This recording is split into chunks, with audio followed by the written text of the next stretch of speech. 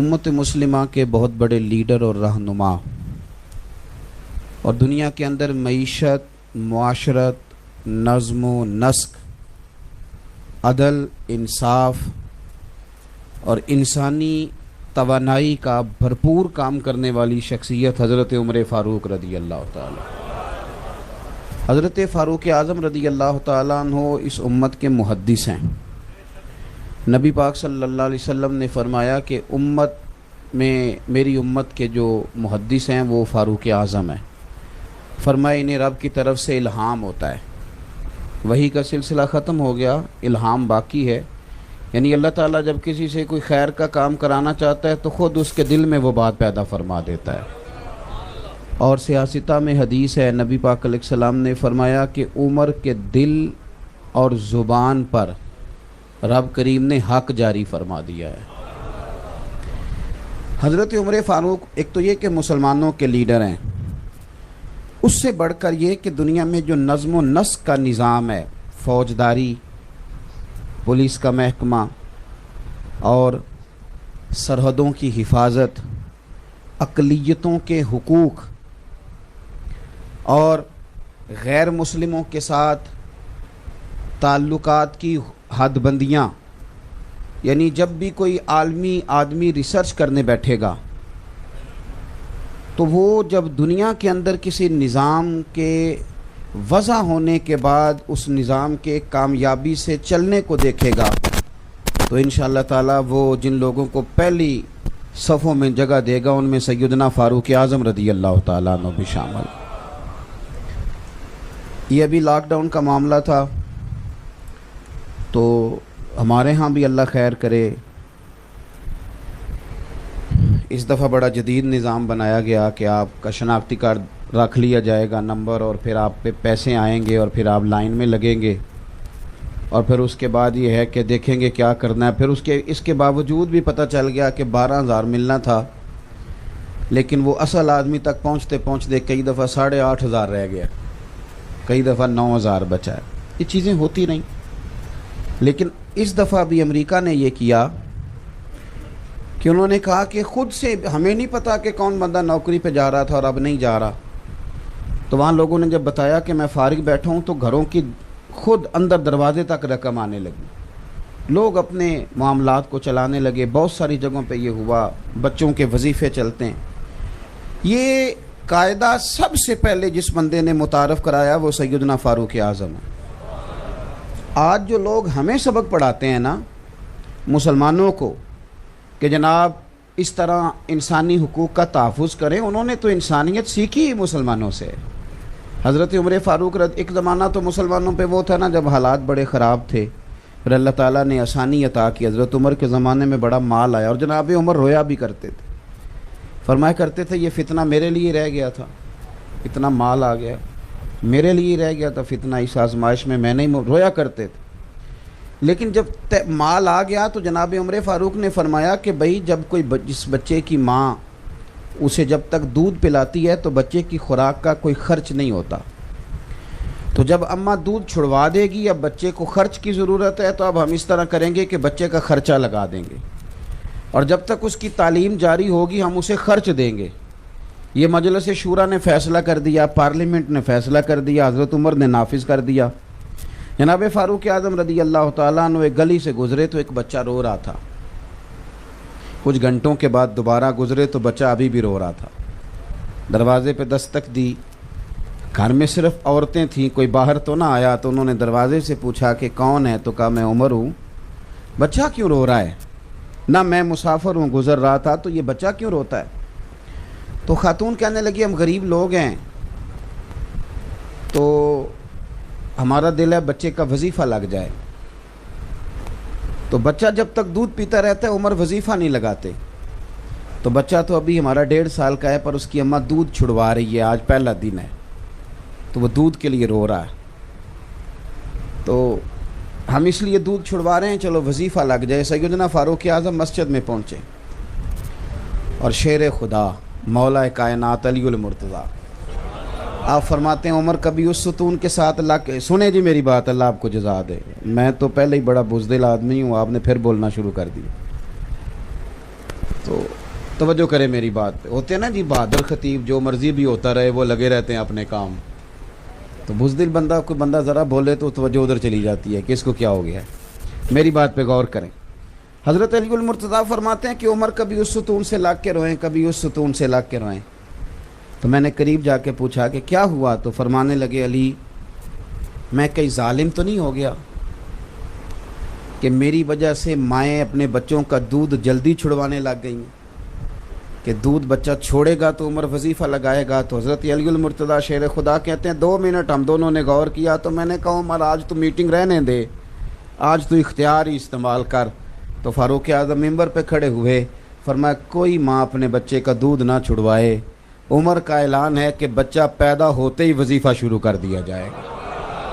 تو اس شخص نے معاشرت دی. اب آپ یقین کریں کہ ہمارے ہاں جو کوئی گھسا پٹا آدمی وزیر رہ جائے نا 4 دن,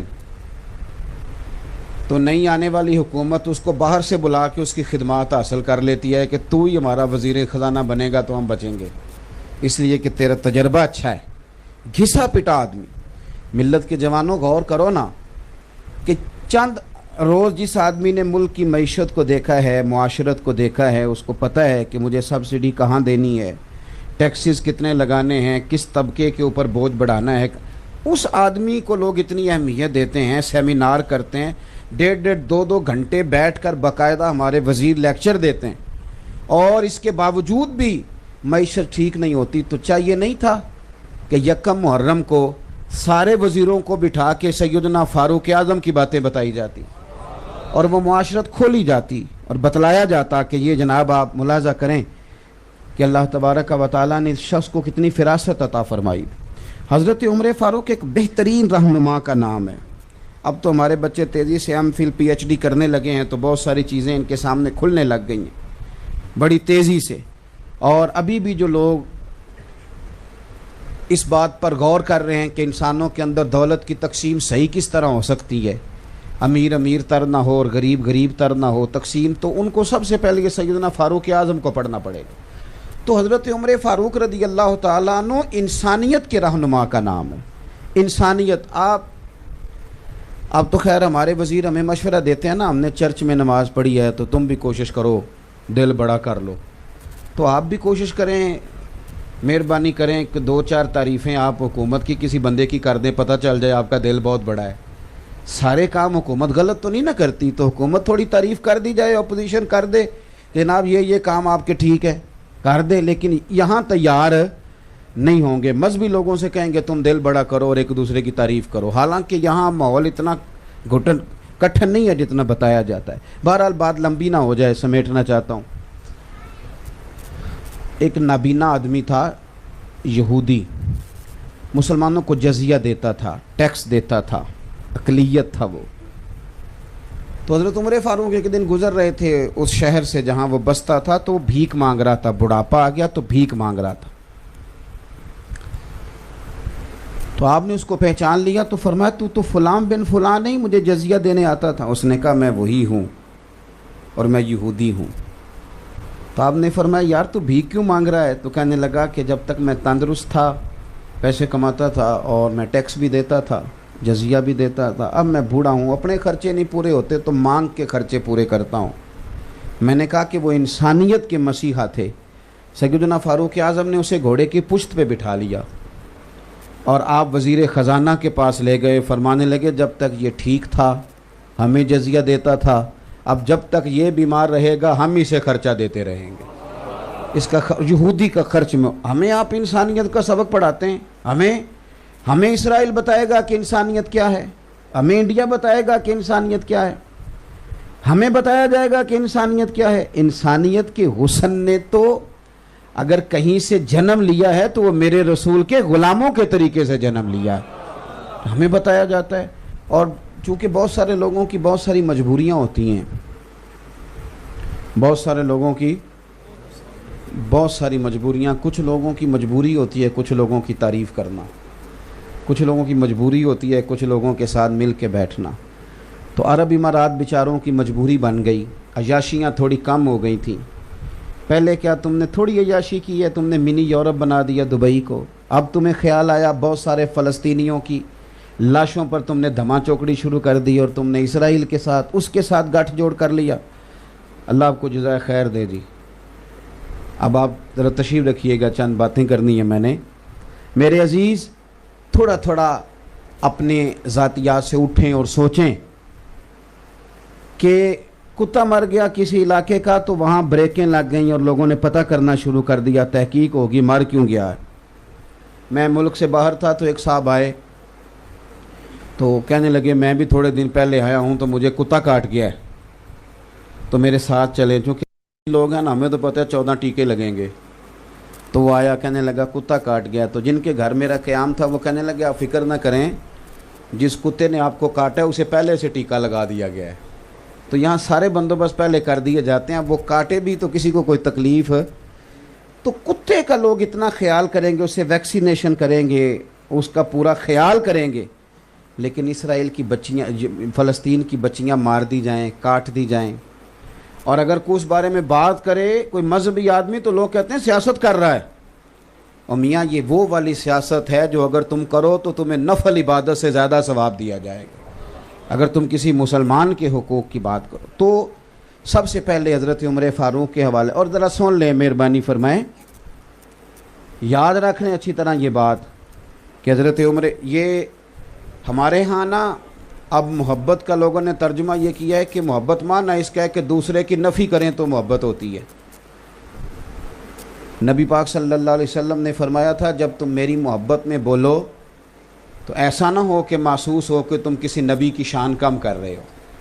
اس لیے اعلیٰ حضرت فرمایا کرتے تھے یہ نہ کہو کہ شان یوسف جو دبی تو وہ بھی اسی در پہ دبی، بلکہ کہا کرو شان یوسف جو بڑی تو وہ بھی اسی در سے بڑی. تو ایسا نہ کریں، کبھی بھی ایسا محسوس نہ ہو کہ آپ صحابہ کی بات کرنی شروع کر دیں تو یوں محسوس ہو کہ آپ اس طرح بات کر رہے ہیں کہ آپ کو اہل بیت نبوت بھول ہی گئے ہیں. یاد رکھنا ایمان بچے کا ہی اس کا کہ جس کے سینے میں میرے مصطفیٰ کی اولاد کا پیار ہوگا، باقی تو ایمان ضائع ہو جائے گا. لیکن یہ شرط نہیں کہ آپ کسی صحابی کا تذکرہ ہی نہ کریں، ساری زندگی یہی کہتے رہیں کہ میں اہل بیت نبوت کا نوکر ہوں. تو بھائی آپ، اور اب تو خیر ایک اور بڑی بات ہو گئی ہے، ایک فرق لوگوں نے شروع کر دیا، کہتے در والے اور نے تے گھر والے تے تیری کنے ڈیوٹی لائی ہے نکھیڑن دی. اپنی بھی حیثیت کا تعین کرنا، کاکا تو کیا ہے؟ در والے گھر والوں کا جو فرق کر رہا ہے تو بھی تو بولنا تو کیا ہے. اپنی بھی حیثیت کا، تیری حیثیت ہے کہ تو تعین کرے گھر والا کون ہے اور در والا کون ہے. کس طرح کی بات کر. سیدہ عائشہ صدیقہ تمہیں دار والی نظر آتی ہیں؟ آپ صوفیاء کے ماننے والے حضرت مجدد الفسانی، اتنا بڑا صوفی بھی دوبارہ آئے گا دنیا میں. شیخ احمد فاروق سرہندی فرماتے ہیں میں ختم شریف پڑھتا تھا. سویرے پڑھیے گا حضرت عمر فاروق کا ختم شریف، ان کا بھی یہ سال ثواب ہوتا ہے. حضرت مجدد صاحب کہتے ہیں میں سال ثواب کرتا تھا، ختم شریف پڑھتا تھا، اہل بیت کے نام لیتا، خلفاء کے نام لیتا، عشرہ مبشرہ کے نام لیتا، صرف نہ مطلب مجھ سے رہ جاتا حضرت عائشہ صدیقہ کا نام، میں ان کا نام لے کے سال ثواب نہیں کرتا تھا. فرماتے ہیں مجھے ایک رات خواب میں مدینے والے رسول کی زیارت نصیب ہوئی. پتہ ہے حضور نے کیا فرمایا؟ فرمایا شیخ احمد تمہیں پتہ ہے میں روٹی عائشہ کے گھر کھاتا ہوں، تمہیں پتہ ہے میں کھانا ادھر جا کے کھانا پسند کرتا ہوں اور تو میری عائشہ کا نام ہی نہیں لیتا دعا میں. تو فرماتے ہیں کہ میں نے اس کے بعد تحیہ کیا. اب میں بات شروع یہاں سے کرتا تھا کہ سیدہ خدیجہ، سیدہ عائشہ. تھوڑی احتیاط کریں، ہماری حیثیت کیا ہے؟ ہماری کیا حیثیت ہے؟ ہم فیصلہ کرائیں گے صحابہ اور اہل بیت کے بیچ. اپنے نظریات کو مضبوط کریں، اپنے عقائد کو مضبوط کریں. امام حسن اور امام حسین کی عظمت ایمان ہے، لیکن یاد رکھنا حضرت عثمان غنی ان کے خالو ہیں، اور وہ والے خالو ہیں کہ ان دونوں کو تلواریں دے کے نا مولا علی نے حضرت عثمان کے دروازے پہ کھڑا کر دیا تھا. آپ اس بندے کی شان سمجھتے ہیں کہ جس کی حفاظت کے لیے حسن اور حسین کھڑے ہیں تلواریں لے کے؟ آپ مقام کو سمجھیں. حضرت سیدنا عثمان غنی رضی اللہ. تو صحابہ کا اکرام کریں، اہل بیت نبوت کا اکرام کریں. بات چونکہ لمبی نہیں کرنی، قرآن مجید نے کہا محمد الرسول اللہ، محمد صلی اللہ علیہ وسلم اللہ کے رسول ہیں. والذین معہ اشداء علی الکفار، اور جو ان کے ساتھ والے ہیں وہ کافروں پہ سخت ہیں. काफिरों पे रुहमाउ बैनहुम, और आपस में रहम दिल हैं। कुरान कह रहा है वो आपस में रहम दिल हैं, तू कह रहा है आपस में दुश्मन थे। कुरान मजीद फरमाते हैं कि सहाबा और अहले बैत हुजूर के सारे साहब, वल्लज़ीना माअहू के लफ्ज़ है ना, सारे साथ वाले आपस में रहम दिल हैं। तो मियाँ तुझे कहाँ से इख्तलाफ नज़र आ गया? और फिर एक और बात याद रखना, तू बड़ा मुहिब हो के अगर कभी ये सोचे ना कि मैं सहाबा की बात करूं और अहले बैत की ना करूं और अहले बैत की करूं तो सहाबा की ना करूं, तो याद रखना अब्बा और चचा की कभी लड़ाई हो भी जाए ना, भाई अगर कभी आपस में नाराज़ हो भी जाएं, तो बेटा अगर बोले ना बाप की हिमायत में और चचा के ख़िलाफ़ कोई बात करे, तो अब्बा कह देता है जिसकी हिमायत में वो बोल रहा होता है कि पुत्र तू चुप कर, ये साडा भरावां दा मामला है, तेरा कोई हक नहीं है इसमें बोलने का, तेरा काम, हालांकि वो अब्बा की हिमायत में बोला था, पर अब्बा कहने लगे पुत्र तेरा काम, ये हमारा भाइयों भाइयों का मामला है, हम दोनों बराबर के, हम जाने एक दूसरे से बात, तेरा हक बनता। तो भाई अगर उनके कोई मुशाजरात हुए भी तो मेरा और आपका हक बनता। अब बात को सुने और अच्छी तरह दिल में जगह दें। कुल ला असअलुकुम अलैहि अजरन इल्लल मवद्दत फिल कुर्बा। कुरान ने नस बयान कर दी, महबूब अपने ग़ुलामों से कह दो कि मैं तबलीग रिसालत पर तुमसे कोई अजर नहीं मांगता, इल्लल मवद्दत फिल कुर्बा, अगर कुछ करना है तो मेरे करीबियों से प्यार करते रहना। मैं आपको एक बात अर्ज़ करूं, प्यार जो होता है ना वो अपना रूप खुद इख्तियार करता है, वो अपना रूप खुद इख्तियार करता है। 5,000 रुपया 10 मुहर्रम को किसी मस्जिद में बड़ी नेकी करके लंगर में आपने दे दिया तो इमाम हुसैन का प्यार पूरा हो गया, ख़त्म हो गई बात। चौधरी साहब तो जाके देखते भी नहीं कौन सी पक रही है इमाम हुसैन के नाम की, हाँ नहीं देखते। आप दोस्तों के लिए जब दावत पकाते हैं तो आप होटल तलाश करते हैं, मर्ज़ी का आर्डर देते हैं, और इमाम हुसैन के नाम की न्याज आपने पकाई है तो आपका तो लंगर के मामले में वो रवैया नहीं है जो होना चाहिए था। मैं दूर तो जाता ही नहीं, मैं तो अभी लंगर पे हूँ। ये महफिल में जाके ना तो इसने 2,000 रुपया फेंक दिया कारी साहब पे, तो जो कहता है मेरा इश्क पूरा हो गया इमाम हुसैन के साथ, छुट्टी हो गई बात। ओ खुदा के बंदे, इमाम अली मकाम के साथ तेरा प्यार। मेरी अम्मा बिल्कुल पढ़ी लिखी नहीं थी, बिल्कुल पढ़ी लिखी नहीं थी। खीर पकती थी 10 मुहर्रम को, अम्मा कहती थी ठूठियाँ भी ज़रूरी हैं, और फिर मेरी अम्मा कहती थी इसने लंगर बांटना है वो पहले वज़ू कर ले, ये मेरे नबी की औलाद के नाम का लंगर। मैं कई दफ़ा दलीलें देता था, वो उन्होंने नहीं पढ़ा था किसी किताब में। मैं कई दफ़ा अम्मा जी ये वज़ू नहीं ये ज़रूरी, तो कहने से पुत्र तेंदू नहीं पता, ए हुसैन पाक दी गल। यहाँ तो अब माहौल ही, हमारा रवैया ही कोई नहीं, कैफियत ही नहीं। आला हज़रत फाज़िल बरेलवी रहमतुल्लाह अलैह ने 1000 किताब लिखी है, वो अर्जियात पर भी बहस करते हैं और वो हमें जोग्राफिया भी बताते हैं, और वो हर लिहाज में मुसलमानों के रहनुमा हैं। कुछ लोग किताबें पढ़ते पढ़ते खुश्क भी हो जाते हैं, ये भी बड़ा नुक्स वाक़या होता है, खुश्की रह जाती है, शेर व सुखन का कोई ज़ौक़ बाकी नहीं रहता। आला हज़रत बरेलवी गौस पाक के नाम का लंगर था, गौस आज़म की शरीनी समझ लें, जिस तरह अब तो खैर वो नहीं रहा, पहले होता था कि वो शक्करपारे ले आते थे 11वीं वाले दिन, लोग उस पर ख़त्म हो मखाने आ जाते थे, तो वो शरीनी थी थोड़ी सी, गौस पाक के नाम की, ख़त्म शरीफ हो गया उस पर, तो उसका एक टुकड़ा ज़मीन पे गिर गया।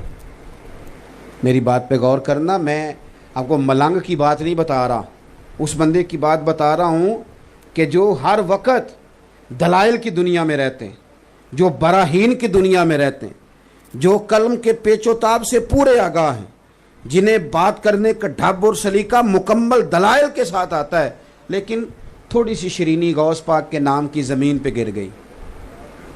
तो आला हज़रत रहमतुल्लाह अलैह ज़मीन पे उतरे, हाथ नहीं लगाया, सर झुकाया, और फिर अपनी ज़ुबान के साथ शरीनी उठाई, तो साथ दाएं बाएं जो शागिर्द मुरीद बैठे थे कहने लगे हुजूर ये वाला रंग तो पहली दफ़ा देखा है। आप फरमाने लगे जो तुमने पहले सारे रंग देखे हैं वो इसी रंग का सदका है, ये इसी रंग का सदका है जो तुमने पहले सारे देखे हैं। कैफियत ही नहीं है। हुजूर की औलाद की तो बात करें, नबी पाक की औलाद की। हुजूर मुफ्ती आज़म हिंद फरमाया करते थे, मुझे याद नहीं کہ میں نے کبھی حضور کی اولاد کا نام بغیر وضو کے زبان سے ادا کیا ہو. سرکار کی اولاد سے پیار کریں. اہل بیت نبوت کے ساتھ ہمارا رشتہ عقیدت کا ہو اور ہمارے لب و لہجے سے بات چھلکے کہ ہمیں رسول پاک کی اولاد سے پیار ہے.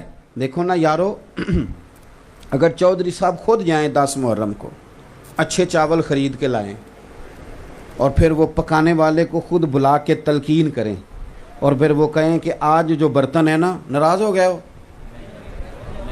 اسی میں چودھری جاب دے ہو، سارے ہوں ہاں ہی نہیں کر دے. او میری بات سنو صاحب، بات کو سمجھو. بیٹی کی شادی ہو تو بندہ پورے جوبن پہ آ جاتا ہے. وہ کہتا ہے کہ خاص شے ہونی چاہیے، کوئی خاص پیار ہے نا بیٹی سے، تو پیار بتلاتا ہے کہ ابا خود گیا ساری چیزیں خریدنے، وہ خود گیا ہر سارے کام کرنے. چلے میں آپ کو اپنی بات بتاتا ہوں. ابھی کی تازی، میں کبھی گھر کوئی چیز نہیں لے کے گیا تھا، کبھی بھی. بہن بھائی بیوی وہ ان کی طاقت نہیں کبھی مجھے کہہ دیں کہ آندھی باری فلانی شے لے آئے. جب سے بچے ہوئے ہیں نا، وہ جو مرضی آرڈر لگا دیتے، جو مرضی. ایک دو دفعہ میں نے ان کی اماں سے کہا انہیں منع کرو، کہندی تسی آپ ہی کر لو. بات کو سمجھیں. کئی دفعہ اترتا ہوں گاڑی سے، ان کی مرضی کی چیز لیتا ہوں. گھر تو داخل ہونا ہے کہ نہیں، بگڑ جاتے ہیں نہ لے کے آئیں، بگڑ جاتے ہیں. میں ملتان شریف تھا پرسوں ترسوں، تو سب سے چھوٹے والے نے مجھے کہا کہ کار تاں وڑیا جے میری گڈی لے کے ہونی جے. وہ کار دیکھ لی کسی کی، تو میں آدھی رات کو ڈھونڈتا پھرتا تھا کہ اس کی گاڑی مل جائے تاکہ میں تو یہ پیار ہے نا. پیار آپ کو بہت سارے کام کراتا ہے جو آپ پہلے یار امام حسین سے پیار ہو جائے اور پھر کسی پتر کا نام بندہ غلام حسین نہ رکھے، پھر کبھی اس کو شوق نہ پیدا ہو کہ میں خود جاؤں جا کے بازار سے چاول خریدوں. آج میں نے جو ہے وہ جو ٹینٹ کے برتن ہیں ان میں لنگر نہیں دینا. آج میں نے بیوی سے کہنا جہیز والے نکال، اس لیے کہ امام حسین کی نیاز بانٹنی ہے.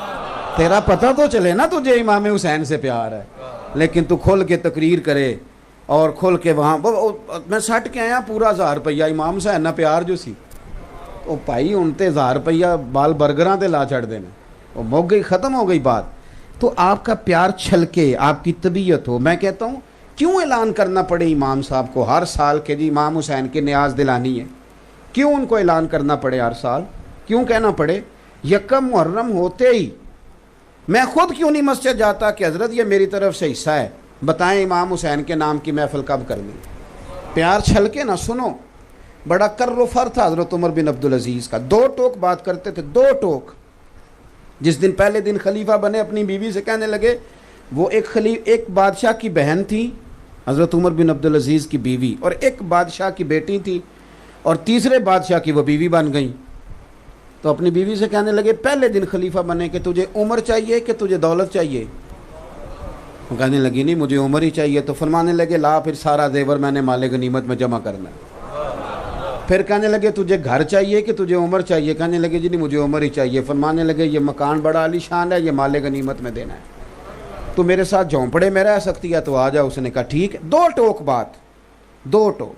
آپ کے خاندان کا ایک بندہ آ گیا بنو امیہ کا، اس نے آ کر کے کہا کہ میری جائیداد ہے تھوڑی سی، تو آپ میری سفارش کر دیں. خاندان کا بندہ تھا نا.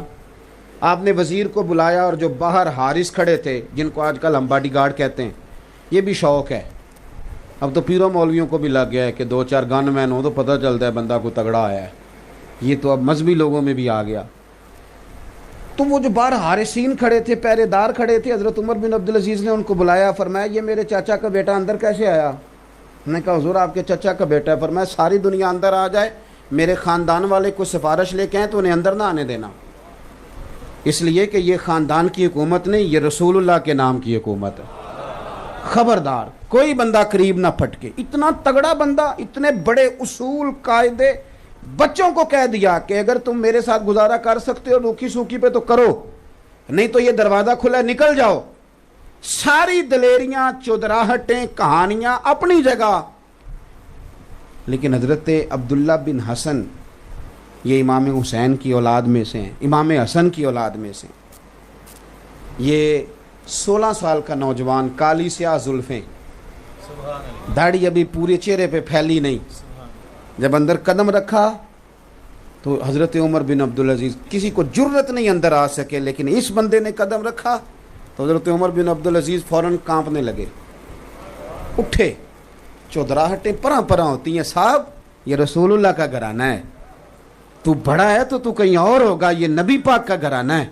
उठे, अपनी तख्त पे शहजादे को बिठाया, कहने लगे हुजूर आप हुजूर की औलाद हैं, आपने क्यों तकलीफ़ की आने की?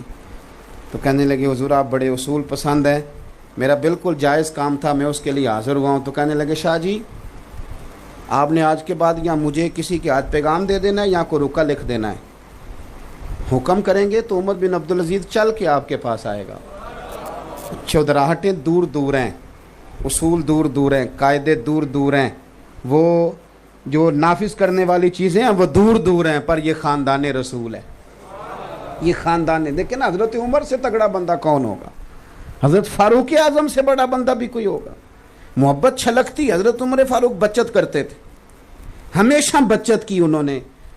उनकी बीवी एक जगह से, अरब के अंदर खुशबू बड़ी महंगी है, आज भी बड़ी महंगी है। मस्जिद नबी शरीफ में सोने वाली दुकान के साथ खुशबू वाली दुकान, जितना किराया वो देता है उतना किराया ये खुशबू वाला दे, बड़ा महंगा काम है खुशबू। तो खुशबू आई, घर में आ गई, तो हज़रत उमर फ़ारूक अपनी अहलिया से कहने लगे कि वो खुशबू दे दे, मैंने एक सहाबी की बीवी की ड्यूटी लगाई है कि वो तोल तोल के सहाबा में बांट दे।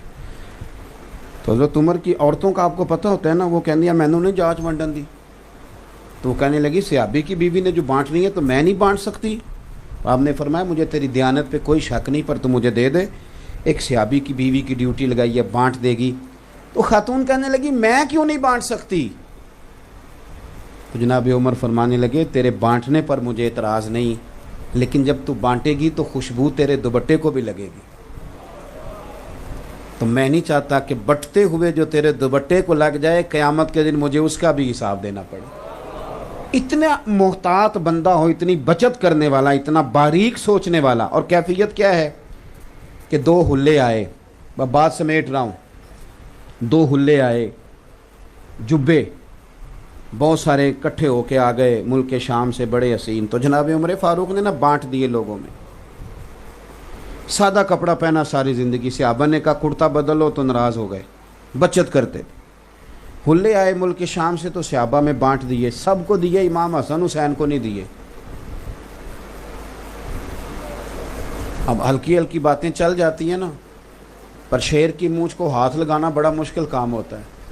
दाएं बाएं तो बातें चली, पर जनाब उमर के सामने बंदा कोई नहीं आया, ताकत ही नहीं किसी की। जहाँ शैतान नहीं आता वहाँ किसी की ताकत क्या? कोई आया ही नहीं, कोई शख्स नहीं आया, बातें हल्की फुल्की होती रहीं। एक महीना पूरा गुजर गया, जुमे वाला दिन, सब लोग बैठे हैं। तो हज़रत फ़ारूक आज़म ने कहा कि कोई जाए और मेरे मुस्तफ़ा के शहज़ादों को दावत दे के लाए।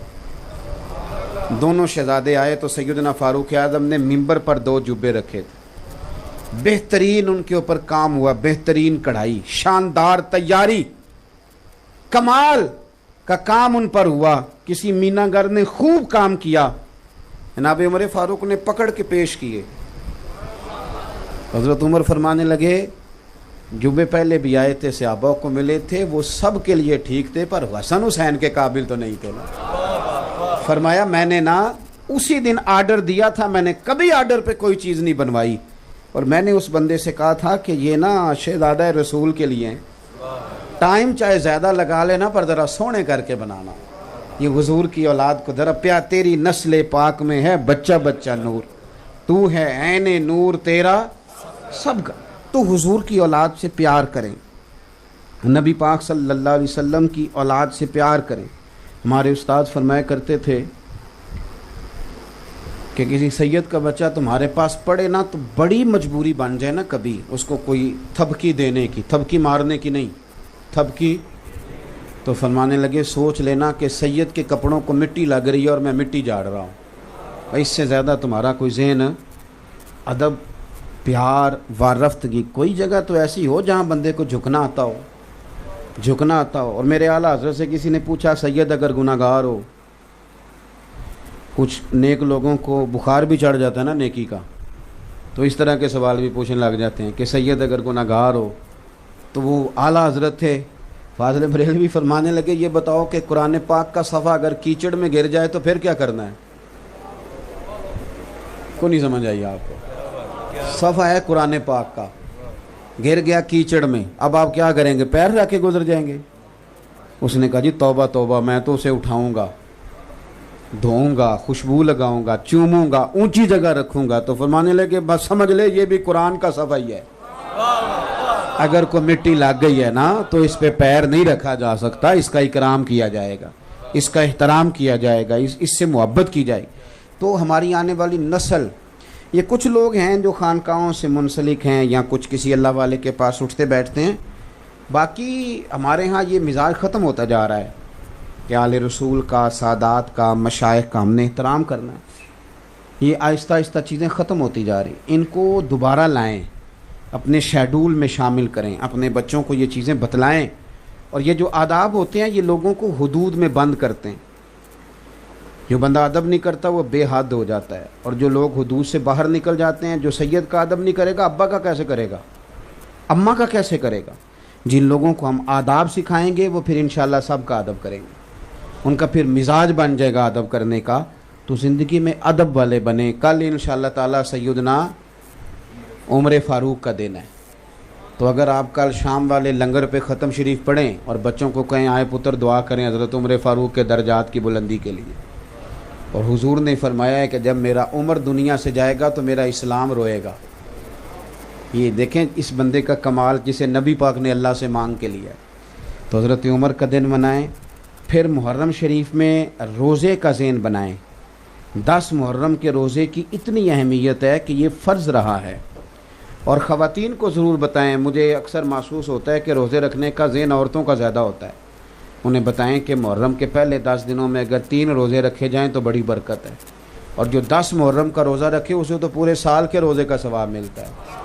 تو یہ تھوڑا سا ذوق پیدا کریں، اور اگر ہو سکے ممکن ہو تو بچوں کو بتائیں کہ یہ صبح ہمارا اسلامی سال شروع ہوا ہے، ہماری تو عبادات اسلامی طریقے سے ہیں، ذی الحج میں ہی حج ہوگا، رمضان میں ہی روزے رکھے جائیں گے، شعبان میں شب برات ہوگی، تو آپ کو اسلامی سال یاد ہوگا، پھر بہت ساری آسانیاں ہوں گی۔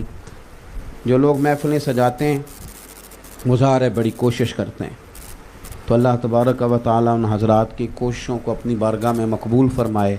میرے جیسے لوگوں کی یہ مجبوری ہوتی ہے کہ بہت سارے کام ذمے ہوتے ہیں۔ آداب مجلس تو یہی ہوتا ہے کہ بندہ آخر تک بیٹھے، لیکن جس کو روز محفلوں میں بیٹھنا ہو پھر وہ تھوڑا تھوڑا ہی بیٹھ سکتا ہے، یہ مسئلہ ہوتا ہے۔ تو میں انہی باتوں پہ اجازت لوں گا، لیکن جو حضرات ہیں وہ تشریف رکھیں۔ نعت خوانی ہوگی نا جی، ابھی نعتیں پڑھی جائیں گی، اور نعت سننے کا بھی ایک ذوق ہوتا ہے۔ میرے خیال میں نعت پڑھنے سے زیادہ اگر سننے والے باذوق ہوں تو ماحول زیادہ اچھا ترتیب پا جاتا ہے۔ اللہ تعالیٰ ہماری کوتاہیوں سے درگزر فرمائے، ہمارے امور خیر کو اللہ تعالیٰ قبولیت کا درجہ نصیب فرمائے۔ آخر دعوانا الحمدللہ رب العالمین۔ جزاک اللہ۔ تو میرے بھائیوں، محبت ضرورت ہے، اور جس دین کے ہم ماننے والے ہیں، دین اسلام، اگر اس دین کا کوئی دوسرا نام رکھا جا سکتا ہے تو دین محبت ہے۔ کس طرح کی محبت؟ اللہ سے بھی محبت، اللہ کے رسول سے بھی محبت، صحابہ سے بھی محبت، اہل بیت اطہار سے بھی محبت، حتیٰ کہ گزشتہ انبیاء کرام علیہم السلام سے بھی محبت کا کامل رشتہ، یعنی ہر وقت محبت، ہر لحظہ محبت۔ نبی کریم صلی اللہ تعالیٰ علیہ وآلہ وسلم نے فرمایا مومن ہوتا ہی الفت والا ہے۔ فرمایا اس بندے میں کوئی خیر نہیں جو نہ محبت کرے اور نہ اس سے محبت کی جائے، الفت والا ہوتا ہے مومن۔ کچھ لوگ نا ان کا لہجہ تلخ ہوتا ہے، ان کا رویہ ٹھیک نہیں ہوتا، تو والد اور والدہ کبھی کبھی بیٹھ کے کہتے ہیں پتر تو نہ خرچہ نہ دیا کر، پیسے تھوڑے دیا کر، ذرا بات ٹھیک کیا کر، گزارا نہیں ہوتا۔ کبھی کبھی اہلیہ کہتی ہے کہ میں نا تھوڑے ایک آدھے لباس میں بھی گزارا کر لوں گی، لیکن جب آپ توہین کرتے ہیں نا، وہ مجھے کئی راتیں سونے نہیں دیتی۔ اگر کسی خاتون کی زبان ترش ہوتی ہے نا تو اس کا خاوند کہتا ہے کہ تو نہ کھانا پکا ہوٹل سے آ جائے گا، نہ کپڑے دھوبی دھو ڈالے گا، لیکن اپنے لہجے کو ٹھیک رکھ۔ اور یہ مسئلہ آج کل کچھ زیادہ، ہم جس ملک میں رہتے ہیں نا، یہاں چونکہ اچھی خبریں سنانے کی لوگوں کو عادت نہیں ہے تو جلدی تلخ ہو جاتے ہیں لوگ، رویے کڑوے ہو جاتے ہیں، لہجہ. آپ کو پتہ ہے اسلام نے غیبت سے اتنا زیادہ کیوں منع کیا، غیبت کو سخت ناپسند کیوں کیا؟ غیبت جب کی جاتی ہے تو وہ محبت کی مخالفت ہوتی ہے. آپ کسی شخص کا اچھے لفظوں میں ذکر کریں، عمدہ پیرائے میں اس کی تعریف کریں تو لوگوں کا اس سے ملنے کو دل کرتا ہے. لوگ کہتے ہیں یار میری ملاقات کراؤ، میں نے بندے سے ملنا ہے. لیکن اگر آپ کسی بڑے اچھے بھلے آدمی کی غیبت شروع کر دیں، یہ نقص ہے یہ نقص ہے، تو جن کا دل لگا ہوتا ہے ان کا بھی دل ٹوٹ جاتا ہے. محبت کا لب و لہجہ، محبت کا انداز. قرآن مجید کی جو آیہ کریمہ کا میں نے حصہ تلاوت کیا تو اللہ تعالیٰ نے فرمایا والذین آمنوا اشد حبا للہ. فرمایا وہ لوگ جو ایمان لے آئے ہیں نا وہ اپنے رب سے شدید محبت کرتے ہیں. یہ شدید محبت کو عشق کہتے ہیں. وہ اپنے رب سے شدید. آپ کو پتہ ہے ساری رات صوفیہ کھڑے رہتے تھے نماز میں. قرآن مجید کہتا ہے والذین یبیتون لربہم سجدا وقیاما. ساری رات سجدوں اور قیام میں کھڑے رہتے تھے. یہ کب کھڑے رہتے تھے؟ رب سے پیار ہو گیا تھا. جب محبت الہی غالب آتی ہے، اللہ سے پیار ہو جاتا ہے، پھر ساری رات لوگ کھڑے رہتے ہیں. ساری رات. ایک پوری جماعت آئی تھی حضور کی بارگاہ میں صحابہ کی، اور ان کی آنکھوں میں شوق تھا، درد کے آنسو تھے، لب و لہجے میں تڑپ تھی. انہوں نے آ کے عرض کی یا رسول اللہ صلی اللہ علیہ وسلم، دیر ہو گئی تسبیح پڑھتے ہوئے، سجدے کرتے ہوئے، جانیں قربان کرتے ہوئے، رب کے نام کی مالا جپتے ہوئے. دل بڑا کرتا ہے، ہمیں بتائیں نا ہمارا رب کہاں ہے. اس کو ملنے کو جی چاہتا ہے. یہ سنو، حضور فرماتے ہیں تم میں سے جس کا رب سے ملنے کا شوق ہے نا، اللہ بھی اس کی ملاقات کو پسند فرماتا ہے. آپ سبحان اللہ نہ کہیں جی، آپ نے وہ خطیب بلایا جو بغیر سبحان اللہ کے بھی گزارا کر لیتا ہے. آپ صرف بات سنیں، بے شک چپ کر کے سنیں، کوئی ضرورت نہیں.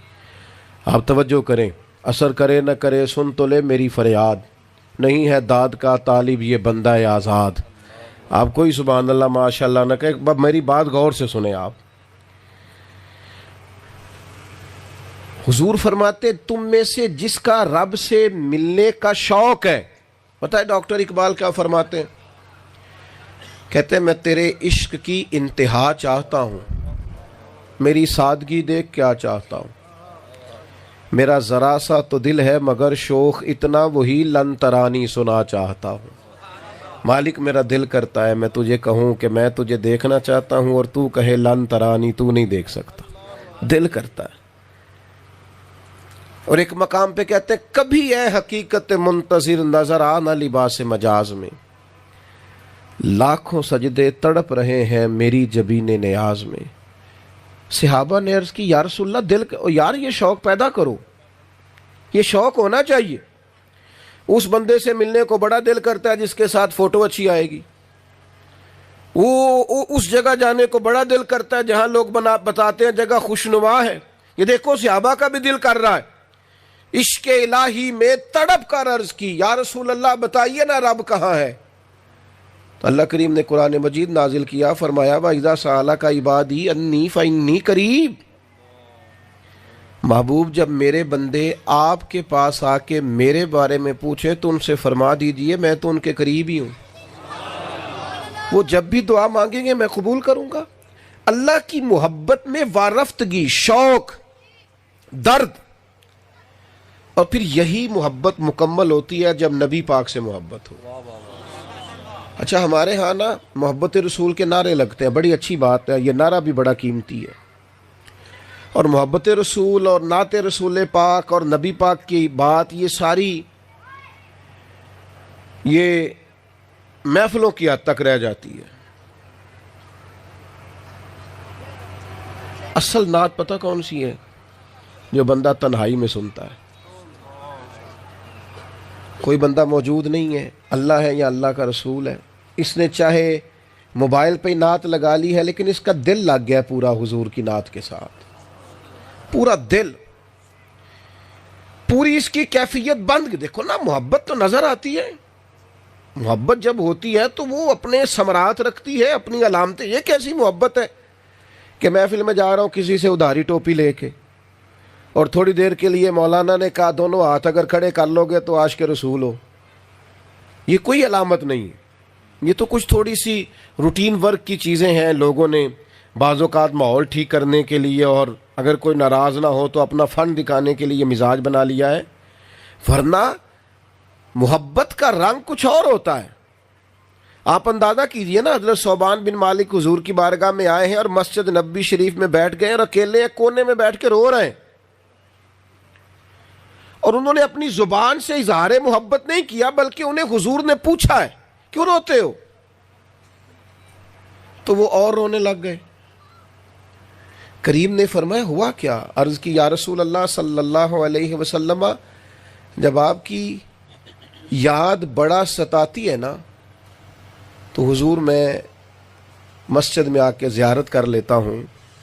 آج ایک بات نے گھر میں بیٹھے بیٹھے پریشان کر دیا ہے کہ سرکار کے صدقے جنت تو ملے گی پر حضور تو ہوں گے نبیوں کے ساتھ، تو وہاں جنت میں زیارت کیسے ہوگی؟ کیا کہا تھا درویش نے، وہ جنت میرے کس کاری جتھے یار نظر نہ آوے. اب ان کے آنسو، اور یہ انہوں نے کوئی قوم سے داد امداد لینے کے لیے بات نہیں کی، جلسے میں کوئی بہترین نقطہ نہیں چھوڑا، یہ انہوں نے یہ نہیں کہا میں آج آپ کو ایک ایسی بات بتانے لگا وہ آپ تڑپ جائیں گے. یہ ان کا سرکار کے ساتھ معاملہ ہے. ان کی بات اتنی حسین تھی کہ کریم محبوب نے گردن مبارک جھکا دی. اللہ نے آیت نازل کر دی، فرمایا محبوب جو رب رسول کی اطاعت کریں گے جنت میں بھی آپ کے ساتھ رکھے جائیں گے. جو تنہائی میں انسان محبت کرتا ہے نا، میں ایک محفل میں گیا، اب تو خیر اتنا لمبا بیٹھنے کا موقع نہیں ہوتا، مصروفیت زیادہ بڑھ گئی، تو پہلے کچھ دیر زیادہ دیر بیٹھنے کا موقع ملتا تھا. تو بیٹھا تھا تو ایک نعت خان آ گئے، کہنے لگے ذرا میں نے بھی حاضری لگوانی ہے، میری سفارش کر دیں. اب تو یہ کام شاید کم ہو گیا، کچھ سال پہلے ہوتا تھا، سفارشی نعت خان بھی آتے تھے. میں نے حاضری لگوانی ہے تو میں نے عذرائے محبت اسے پیچھے پلٹ کے کہا، میں کہ کتنے حاضری لگوانی ہے بھائی؟ نہیں سمجھے شاید آپ بات. کتنے حاضری کرنے سرکار دی بارگاہ تے میں کیا ہوتے کلیاں بہ کے پڑھیں گا تا بھی لگ جانی. اس کے لیے 3000 کے مجمع کی ضرورت ہے، اس کے لیے لاؤڈ سپیکر اور مووی کی ضرورت ہے. اگر تو حضور کی بارگاہ میں حاضری لگوانی ہے، وہ تو اکیلے بیٹھ کے نعت پڑھے تو پھر بھی لگ جائے گی. لیکن اگر آپ کا خیال یہ ہے کہ میں نعت پڑھوں اور 2 بندے سامنے بٹھاؤں میری مووی بنائیں، تو یہ پتہ نہیں پھر کہاں حاضری لگ رہی ہے، یہ پتہ نہیں کیا عنوان بنایا، یہ کس طرف لے کے جا رہے ہیں ہم اپنے آپ کو. نبی پاک سے محبت ہو تو اس میں لہجہ سارا باوضو ہو. اور یار یہاں تو کسی شخص سے انسان محبت کرے اور کسی جگہ وہ اسے محسوس ہو کہ یہ میرے ساتھ مخلص ہی نہیں، تو لوگ نفرت کا اظہار کرتے ہیں. تو بندہ محبت کا دعویٰ اللہ رسول سے کرے اور وہ ساری کی ساری گلے کے اوپر سے ہو چے معنی دارت. محبت رسول کا معنی یہ ہے کہ آپ کا لہجہ، آپ کا انداز، آپ کا اٹھنا بیٹھنا یہ پورے طور پر نبی پاک علیہ الصلوۃ والسلام کے ساتھ وابستہ ہو جائے. اور جب تک یہ ہوتا نہیں اتنی دیر تک انسان کو لطف نصیب. کوئی کام بھی آپ اکتا کے کر لیں وہ تھکا دے گا آپ کو، لیکن وہی کام محبت سے کریں وہ بندے کو مزہ دینے لگ جاتا ہے. دین اسلام میں کیوں کہا گیا کہ ہر چیز سے بڑھ کر حضور سے محبت کرو؟ اس لیے کہ محبت رسول کے ساتھ نماز پڑھو گے تو نماز بھی مزہ دے گی، محبت رسول میں صدقات کرو گے تو وہ بھی نفع دیں گے. محبت اپنا ایک معیار اور سٹیٹس دیکھیے حضرت ابی بن کعب رضی اللہ تعالیٰ عنہ نے کہا تھا یا رسول اللہ میں نے سارا مال اللہ کے راستے میں خیرات کرنا ہے، قبول کر لیں. تو نبی پاک نے فرمایا نہیں بھائی، چوتھا حصہ دے، بعد میں تیرے بچے دوسروں کے ہاتھ دیکھتے رہیں، بہتر نہیں. ایک اور صحابی آیا یا رسول اللہ سارا مال پیش کرنا ہے، فرمایا نہ بھائی چوتھا حصہ لاؤ. حضرت سعد بن ابی وقاص نے بھی ایک دفعہ کہا، سیدنا ابو لبابہ نے بھی کہا. یا رسول اللہ سارا مال دینا ہے؟ فرمایا نہ بھائی، چوتھا حصہ، باقی اپنی اولاد۔ سال کے بعد اسلام نے مطالبہ کیا ہے وہ بھی 2.5%، اس میں بھی شرائط لگائی ہیں، اتنا مال ہو، سال گزرا ہوا ہو، دین سے خالی ہو، قرض نہ دینا ہو، پھر 2.5%۔ یا رسول اللہ سارا دینا ہے؟ فرمایا نہ بھی، چوتھا حصہ۔ آپ کو سمجھ آ رہی ہے میری باتوں کی؟ منع کر دیا، قانون بنا دیا، چوتھا حصہ۔ اور فرمایا اس طرح اللہ کے رستے میں صدقات نہ دو کہ بعد میں تمہارے بچے دوسروں سے سوال کرتے پھریں۔ اسلام فطرت کے قریب ہے، کوئی ایسا حکم نہیں دیتا جو انسان کو پریشان کرے۔ سب سے کہہ دیا چوتھا حصہ، چوتھا حصہ، چوتھا حصہ۔ حضرت صدیق اکبر سارا لے آئے، اور اتنا لائے کہ وہ جو کپڑے انہوں نے پہنے تھے نا وہ بھی اتارے، ٹاٹ کا لباس پہنا، یعنی تینوں لب دیں آپ گواچے، سانو اپنی خبر نہ کوئی، ساتھوں تے پارے نہیں آ ککھ گلیاں دے، تے سانو آخ دے لوگ شدائی وَإِذَا قِيلَ لَهُمْ آمِنُوا كَمَا آمَنَ النَّاسُ قَالُوا أَنُؤْمِنُ كَمَا آمَنَ السُّفَهَاءُ۔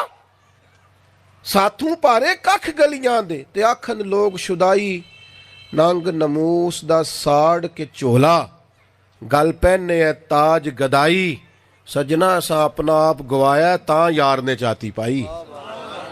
سارا لے آئے، ان سے نہیں فرمایا چوتھا حصہ لاؤ، فرمایا تیرا سارا ہی قبول ہے۔ اور جناب عمر رضی اللہ تعالیٰ عنہ فرماتے ہیں، یعنی لہجہ ہی اور تھا، سوال میں ہی بڑا فرق تھا۔ مجھ سے حضور نے پوچھا کیا لے کے آئے ہو، اور جناب ابو بکر صدیق سے پوچھا بھلا گھر کیا چھوڑ کے آئے ہو۔ سوال میں بڑا فرق تھا۔ آپ پر جب تک وہ غلبہ نہیں ہوتا، جب تک غائب درجے کا وہ، ہم نے اپنے دور میں کچھ مشائخ کو دیکھا، بزرگوں کو دیکھا، جب وہ درس حدیث دینے مسند پر بیٹھتے، ان کی وزاداری اور طرح کی ہوتی۔ شیوخ بیٹھے ہیں حدیث پڑھانے کے لیے اپنی اپنی مسندوں پر، تو کیفیت یہ ہے کہ انہوں نے تازہ وضو کیا ہے، سر پہ امامہ باندھا ہے، سونی خوشبو لگائی ہے، ایسے ہے جیسے کسی تقریب میں جا رہے ہیں۔ پوچھا کیا ہونے لگا ہے؟ میں اپنے نبی کی حدیث بیان کرنے لگا ہوں۔ اور میرے بھائیوں، نبی کریم کی محبت، حضور کا پیار جب تک ذہن اور طبیعت پر پوری طور پر غالب نہ آئے، اتنی دیر تک نیرا دعویٰ کرنا اور یہ کہنا کہ جناب میں کو کسی سے کم معاش کے رسول ہوں، اس کی سمجھ آتی؟ کبھی کبھی اکیلے بیٹھا جائے، حضور کی نعت پڑھی جائے، کبھی ڈھونڈ کے سیرت کی کوئی کتاب لی جائے، کبھی انسان اس شخص کے پاس جائے۔ ایک تو یہ ہے نا کہ آپ نے محفل سجائی ہے، حافظ صاحب نے نعت شریف پڑھی ہے، خوب ہو گیا، تو کبھی ویسے بھی جائے نا اسپیشل کوئی کسی نعت خواہ کے گھر، اور دروازے پہ دستک دے کے کہ دل بڑا بے چین ہے، ذرا سرکار کی 2 نعتیں تو سنائے۔ آپ کا وہ قلبی معاملہ ہو حضور کے ساتھ، اور صحابہ کا نا انوکھا انداز نبی پاک سے پیار کرنے کا، منفرد رویہ، اس کے اندر پوری انفرادیت۔ بخاری مسلم میں حدیث ہے،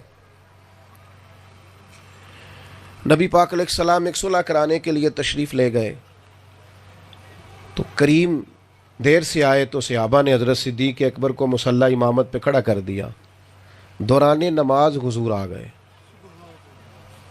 میرا خیال ہے جتنی توجہ سے صحابہ نماز پڑھتے تھے اس کا کوئی تصور نہیں کر سکتا، لیکن جیسے ہی حضور تشریف لائے، انہوں نے ایک ہاتھ پر دوسرا ہاتھ مار کے جناب صدیق اکبر کو مطلع کیا۔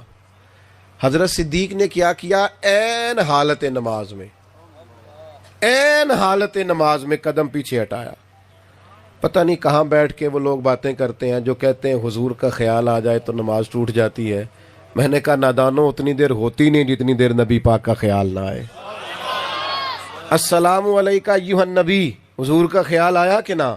اور بالکل واضح لفظ اللہم صلی علی محمد وعلی آل محمد۔ اب کہاں بیٹھ کے بات کرتے ہیں، بولے ہیں سمجھے ہی نہیں کیا کہہ رہے۔ عین حالت نماز میں حضرت صدیق اکبر نے قدم پیچھے ہٹایا تو سرکار نے فرمایا پڑھائیے نماز۔ انہوں نے پھر قدم پیچھے ہٹایا، پھر ہٹایا، حضور مصلی پہ کھڑے ہوئے، کوئی نہیں توجہ کی آپ نے بات پر۔ یعنی عین حالت نماز میں بھی نبی پاک کی تعظیم۔ علماء نے مسئلہ لکھا ہے، نبی کریم کسی کو آواز دیں، بندہ نماز پڑھ رہا ہو، نماز توڑ کے آ جائے، حضور کی بات سنے، واپس جا کے وہیں سے نماز شروع کر لے جہاں سے توڑی تھی. سجدہ سہو کی بھی ضرورت نہیں, اس کی نماز میں کوئی فرق ہی نہیں آیا. این حالت نماز میں حضرت صدیق اکبر پیچھے ہٹے, این حالت, یعنی نماز پڑھا کہ میں تیں ول ویکھاں, میں نو کعبہ بھول گیا آئی. اب بھول گئیاں نہیں سب صوم صلاتاں تے اکو یار دا فکر پہ آئی. نبی پاک صلی اللہ تعالی وسلم مصلی پہ کھڑے ہوئے, نماز مکمل کی اور انداز گفتگو دیکھیے. فرمایا جب کہا تھا تو کیوں نہیں پڑھائی؟ جب کہا تھا تو لوگ کہتے ہیں وہ فلانا حکم بھی تو ہے نا, تو حکم تو ہوا تھا, جب کہا تھا تو کیوں نہیں پڑھائی؟ عرض کی یا رسول اللہ صلی اللہ علیہ وسلم, ابو قحافہ کے بیٹے کی اتنی جرت بھی نہیں. کبھی کبھی کچھ معاملات ایسے ہوتے ہیں جو خالصتاً غالب ہو جاتے ہیں انسانی ذہن پر, پورا غلبہ ہو جاتا ہے. اگر محبت کو سمجھنا ہو نا تو ہمارے ایک دوست تھے, وہ کہتے تھے یار اس وقت نا بڑا عجیب لگتا تھا جب والدہ پابندیاں لگاتی تھی نا کہ ٹائم نہ لایا کر, وہ سردی ہے تو نے سویٹر ہی نہیں پہنا, اور تو کھانا ہی نہیں کھاتا, تو دودھ ہی نہیں پیتا. کہتے کسی وقت نا گھٹن محسوس ہوتی تھی. کچھ عرصہ وہ ملک سے باہر رہ کے آئے تو کہتے مجھے لگتا تھا وہاں کی زندگی آزاد ہے. کہتے تو کچھ نہیں تھے, ادب مانے تھا, لیکن کسی وقت نا گھٹن محسوس ہوتی, یار ہر وقت کی پابندیاں, یہ کرو یہ نہ کرو, یہاں بیٹھو یہاں نہ جاؤ. بعض بچے اس دور کے اندر اس کو بھی اپنے اوپر بوجھ معاذ اللہ سمجھتے ہیں. کہتے بڑا عجیب لگتا تھا. تو کہتے کبھی دبے لفظوں میں یا کبھی اشارے کنائے میں اپنی اماں سے شکوہ کرتا نا, تو میری اماں پنجابی تھی, دیسی تھی, وہ کہندی پتر جدو بال ہون گے لگ پتا جائے گا, یہ جدو بال ہون گے ادو لگ پتا جائے گا. یہ خود بخود احساس بالکل جوان ہوتا ہے باپ, ابھی اس کی عمر 26-27 سال ہے, بہترین کپڑے پہننے کے دن ہیں, لیکن حالات خراب ہو جائے نا تو اپنی بیوی سے کہہ رہا ہوتا ہے میرے نویں ہی نے تو بالاں دے لے آئی تے کپڑے, میں بالکل ٹھیک ہوں. ہم نے ایسے لوگ دیکھے ہیں جو 2 نوکریاں کرتے ہیں, دیر سے گھر آتے ہیں, ان سے پوچھو کیوں اتنی مشقت بچے پڑھانے نے. او بھائی محبت ہوتی ہے تو رنگ ظاہر کرتی ہے اپنا, اس کی کیفیات بدل جاتی ہیں, انداز کچھ اور ہو جاتا ہے. ہم نے محبت رسول کا معنی نہیں سمجھا, ہم نے سمجھا یہ ایک مخصوص جلوس نکالنے کا نام ہے, یہ مخصوص لوگوں کا وتیرہ ہے. یاد رکھنا دین کی روح حضور کا پیار ہے, دین کی اصل نبی پاک کا پیار ہے. اگر, اور پھر میں کہہ چکا ہوں محبت اپنی اپنی ہوتی ہے. میرا سرکار سے کیسا تعلق ہے, آپ کا کیسا تعلق ہے, یہ ہم جانتے ہیں یا اللہ رسول جانتے ہیں. یہاں تو آپ نے مجھے دیکھا ہے دستار میں اور داڑھی میں اور بڑی کرسی پہ, تو کہہ سکیں گے شاید بہت بڑا عاشق ہے, لیکن یہ تو صبح قیامت راز کھلے گا کس نے کس رنگ میں پیار کیا اور کس نے کس انداز میں پیار کیا. اپنے انداز کو پورے طور پر اس طرح کا بنایا جائے. میں آپ کی خدمت میں عرض کروں, ہم نا بڑے روایتی ہو گئے ہیں, بعض چیزوں میں بڑی پریشانی ہوتی ہے. یہ میلاد شریف کی بزم کا پوسٹر بھی چھپتا ہے, خیر یہاں تو آپ بہت بڑی تعداد میں ہیں, اللہ آپ کو جزائے خیر عطا فرمائے. پوسٹر چھپتا ہے, دعوت نامے ہوتے ہیں, کہنا پڑتا ہے. میں دوستوں سے اکثر کہتا ہوں جب حضور کے میلاد کی بات آئے, سیرت و صورت کی بات آئے, تو امتی کو تو کہنا ہی نہیں پڑنا چاہیے. یہاں تو حضور کی محفل میلاد کے لیے قرآن دازی ہونی چاہیے کہ اس دفعہ سارا میرے کھاتے میں. یہ جو ہمارا تعلق ہے سرکار سے, جو نسبت ہے, یہ نسبت اس بات کا تقاضا کرتی ہے کہ ہر چیز سے. میں ایک دفعہ ملتان سے آگے ایک, ابھی بھی ان سے ہمارا بڑا پیار ہے, ماشاءاللہ 2-3 فیکٹریاں ان کے پاس ہیں, اللہ نے وسائل دیے, تو مجھے دعوت دینے آئے. میں ان کے ہاں چلا گیا محفل میلاد میں. میں نے عجیب نظارہ دیکھا. وہ بندہ, اتنی بہترین اور اتنی بڑی محفل میلاد سجی ہوئی ہے, اتنے سارے لوگ آئے ہوئے ہیں, لیکن وہ, میں نے کہا وہ کدھر ہے ہمارے میزبان جو دعوت دینے آئے؟ تو کہنے لگے وہ دیگا کھولنے. تو میں نے واقعی دیکھا سارے کپڑے اس کے کام کرنے والوں کی طرح آلودہ اور بڑی اس کی عجیب کیفیت. تو میں نے کہا بھیا یہ کیا ہے؟ تو ان کی آنکھوں کی چمک بتاتی تھی کہ کچھ باتیں لوگوں سے داد لینے کے لیے نہیں. کچھ نہیں جی, کچھ نہیں پیر صاحب, کوئی ایسی بات نہیں. تو ان کے ساتھ کھڑے ساتھی مجھے کہنے لگے یہ سب سے تگڑا آدمی ہے اس علاقے کا، لیکن حضور کی محفل کرتا ہے تو دریاں بھی خود بچھاتا ہے، یہ ایک ایک دانہ خرید کے لاتا ہے جو اس نے پکانا ہوتا ہے، یہ ہر اس شخص کی اور کبھی سٹیج پہ نہیں بیٹھا، یہ پیچھے، وہ شہرت سے بچنے والا پیچھے پیچھے رہتا ہے۔ میرا جی چاہتا ہے ساری غزلیں اس پیارے کے نام کرے، اتنی وارفتگی ہے سرکار سے، اتنی محبت ہے کہ پیچھے پیچھے ہٹ کے دور سے نظارہ لینا کہ میں نے اپنے نبی کی محفل سجائی، اسے کسی تصویر کی، کسی فوٹو کی، کسی کمنٹس کی، کسی لوگوں کے تعارف کی کوئی حاجت نہیں رہتی۔ دوستو، خالص پیار کیا جائے، انداز اختیار کیا جائے۔ اور یار میرا بیٹا بھی اس دن پوچھتا ہے کہ آج خصوصی لائٹیں لگ رہی ہیں، آج خیر ہے۔ چھوٹے چھوٹے بچوں کا مزاج ہوتا ہے، وہ گھر میں کوئی انفرادی کام ہو تو پوچھتے ہیں آج کیا ہے۔ یہ ہماری نسل نو تک پیغام جائے کہ رسول اللہ کی محبت کس طرح دلوں میں بیٹھی ہوئی، رنگ اور ہو، انداز نرالا ہو۔ ایک صحابی تھے، اچانک نظر پڑی سرکار کے چہرہ نور پر، تو تڑپ کے عرض کی حضور میں قربان جاؤں، خیریت تو ہے؟ تو نبی کریم نے فرمایا 3-4 دن سے میں نے کھانا نہیں کھایا، کھجور پانی پہ گزارا ہے۔ صرف میٹھا کھانا ہی سنت نہیں، فاقہ کرنا بھی سنت ہے۔ صرف مسواک سے دانت صاف کرنا ہی سنت نہیں، دل صاف رکھنا بھی حضور کی سنت۔ ہم نے نا اسوہ بھی اپنی مرضی کا، سنت شریعت کا مفہوم بھی لوگوں نے اپنی اپنی مرضی کا بنا لیا۔ یا رسول اللہ صلی اللہ علیہ وسلم کیا ہوا؟ فرمایا 3-4 دن سے کھانا نہیں کھایا۔ تو فوراً وہ صحابی گھر گئے، گھر والوں سے پوچھا کچھ کھانے کو ہے؟ تو انہوں نے کہا کچھ بھی نہیں۔ پھر وہ اڑوس پڑوس سے پتہ کیا تو پتہ چلا کچھ بھی نہیں۔ پھر وہ بیٹھے نہیں۔ یہ جو محبت ہوتی ہے نا، یہ بیٹھنے نہیں دیتی، یہ رستہ بھی بناتی ہے۔ یہ محبت ہو گئی ہے نا، بیٹے کو محبت ہو گئی ہے کہ میرے باپ کا انتقال ہو گیا، یا باپ بوڑھا ہو گیا، یا بیمار ہو گیا، میں نے اپنا گھر سنبھالنا ہے۔ بہنیں چھوٹی ہوتی ہیں لیکن بھائی کہتا ہے نا میں نے شادی نہیں کرانی، پہلے بہنوں کی کرنی۔ وہ پردیس میں، اور وہاں بیٹھ کے میں نے دیکھا ہے ٹیلی فون پہ ساری ہدایات دے رہا ہے۔ پیار ہو گیا ہے نا خان، محبت تو رنگ بناتی ہے۔ آپ ابا جی سے کہیں جی پیار آپ سے بڑا ہے پر روٹی بڑا بھائی دے گا آپ کو، پیار آپ سے بڑا ہے پر کپڑے بڑا بھائی لے کے دے گا، تو ابا جی کہیں گے تو پیار بھی پاس ہی رکھ، میں پیار بھی اسی سے لے لوں گا۔ جب سارا خیال اس نے رکھنا ہے تو خالی پیار؟ بھئی حضور سے محبت ہے، کوئی اس کا اثر بھی۔ نماز پڑھا کرو، کہتے ہیں دعا کرو میرے لیے، کمال ہو گئی ہے۔ آپ باقی سارے کام بغیر دعا کے کر رہے ہیں، نماز کیوں بغیر دعا کے نہیں ہوتی؟ یہ داڑھی شریف رکھ لو، حضور کی سنت پہ چلو، کہتے ہیں بٹ آپ دعا کریں میں نے ٹھیک ہو جانا ہے۔ بھئی کب؟ آپ کا دعویٰ تو حضور کی محبت کا ہے، تو یہ رنگ کیوں نہیں بدل رہا زندگی کا؟ اطوار اور عادات کیوں نہیں بدل رہی؟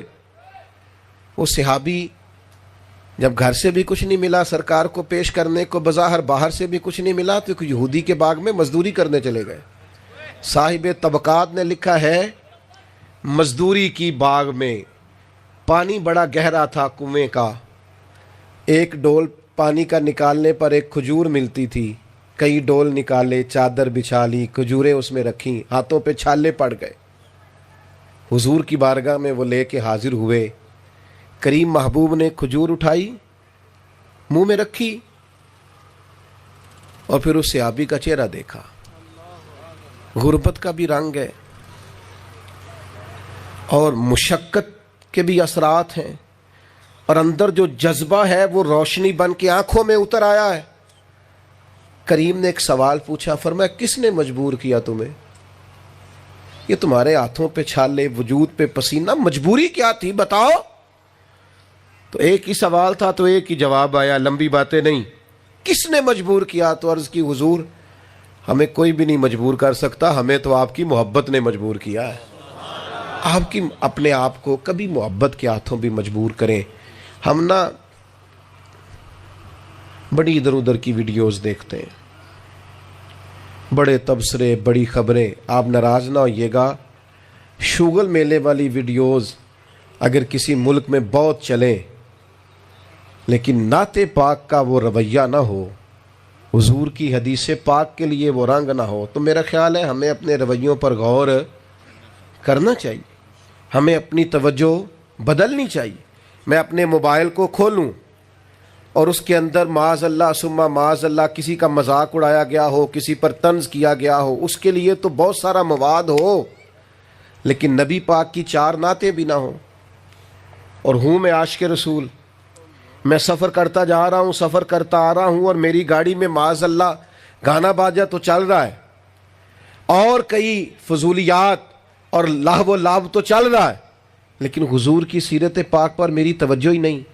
مجھ سے ایک دوست نے سوال پوچھا کہ آپ لوگ بیان کرتے ہیں امام جلال الدین سیوطی کو 70 مرتبہ سرکار کی زیارت ہوئی, یہ کیسے ہوئی؟ تو میں نے کہا ایک تو جواب اس کا روحانی ہے کہ جو آدمی صاف ستھرا رہے, حلال کھائے, سچ بولے, تو اس کی روحانیت ایسی ہوتی ہے کہ زیارت ہو جاتی ہے, شرائط پائی جاتی ہیں. تو ایک اس کا عقلی جواب بھی ہے. بس بات ختم کرنے لگا, غور کیجئے. ایک عقلی جواب بھی. میں نے کہا جو بندہ سارا دن رکشہ چلاتا ہے وہ خواب میں بھی رکشہ چلاتا ہے. نہیں سمجھ آئی بات کی آپ؟ جو سارا دن سائیکل چلاتا ہے وہ خواب میں بھی ایسا ہوتا ہے کہ نہیں؟ ہلکا ہلکا ایسے ایسے تو کریں, اگر غلط ہے تو ایسے ایسے کر دیں. جو سارا دن کرتے ہیں وہ خواب آتی ہے کہ نہیں؟ اللہ کرے آپ سمجھیں. انشاءاللہ جو دن میں نعت سنے گا خواب میں بھی نعت ہی سنے گا. اور نعت کے دوران اگر اس نے سارا دن وہ ویڈیو دیکھی ہے جس میں مدینہ شریف ہے, مکہ شریف ہے, احد شریف ہے, بدر شریف ہے, تو انشاءاللہ تعالیٰ پھر وہ خواب میں بھی انہی چیزوں کو دیکھے گا. امام جلال الدین سیوطی جو سارا دن سرکار کی حدیثیں پڑھتے پڑھاتے تھے, حضور کے تذکرے لکھتے تھے, تو پھر زیارت بھی تو انہیں سرکار مدینہ کی ہونی ہے نا. جو کام دن بھر کریں گے وہی ہوگا. تھوڑا سا اپنے انداز کو بدلیں. ایک آخری گزارش آپ کی خدمت میں یہ ہے کہ نبی پاک کی محبت نہ انسان کو نرم دل کر دیتی ہے. حضور کا پیار بندے کو معاف کرنے والا بنا دیتا ہے. حضور سے محبت کرنے والوں میں عداوتیں نہیں ہوتی, ان کے پروٹوکول نہیں ہوتے, جھوٹی انہا نہیں ہوتی. سرکار سے محبت کرنے والے حضور کی امت سے محبت کرتے ہیں.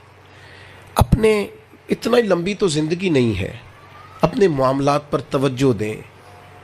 ویسے تو ہمارا خیال ہے فلانا بندہ سیاسی ہے, لیکن تھوڑے بہت ہم سارے ہی سیاسی ہیں.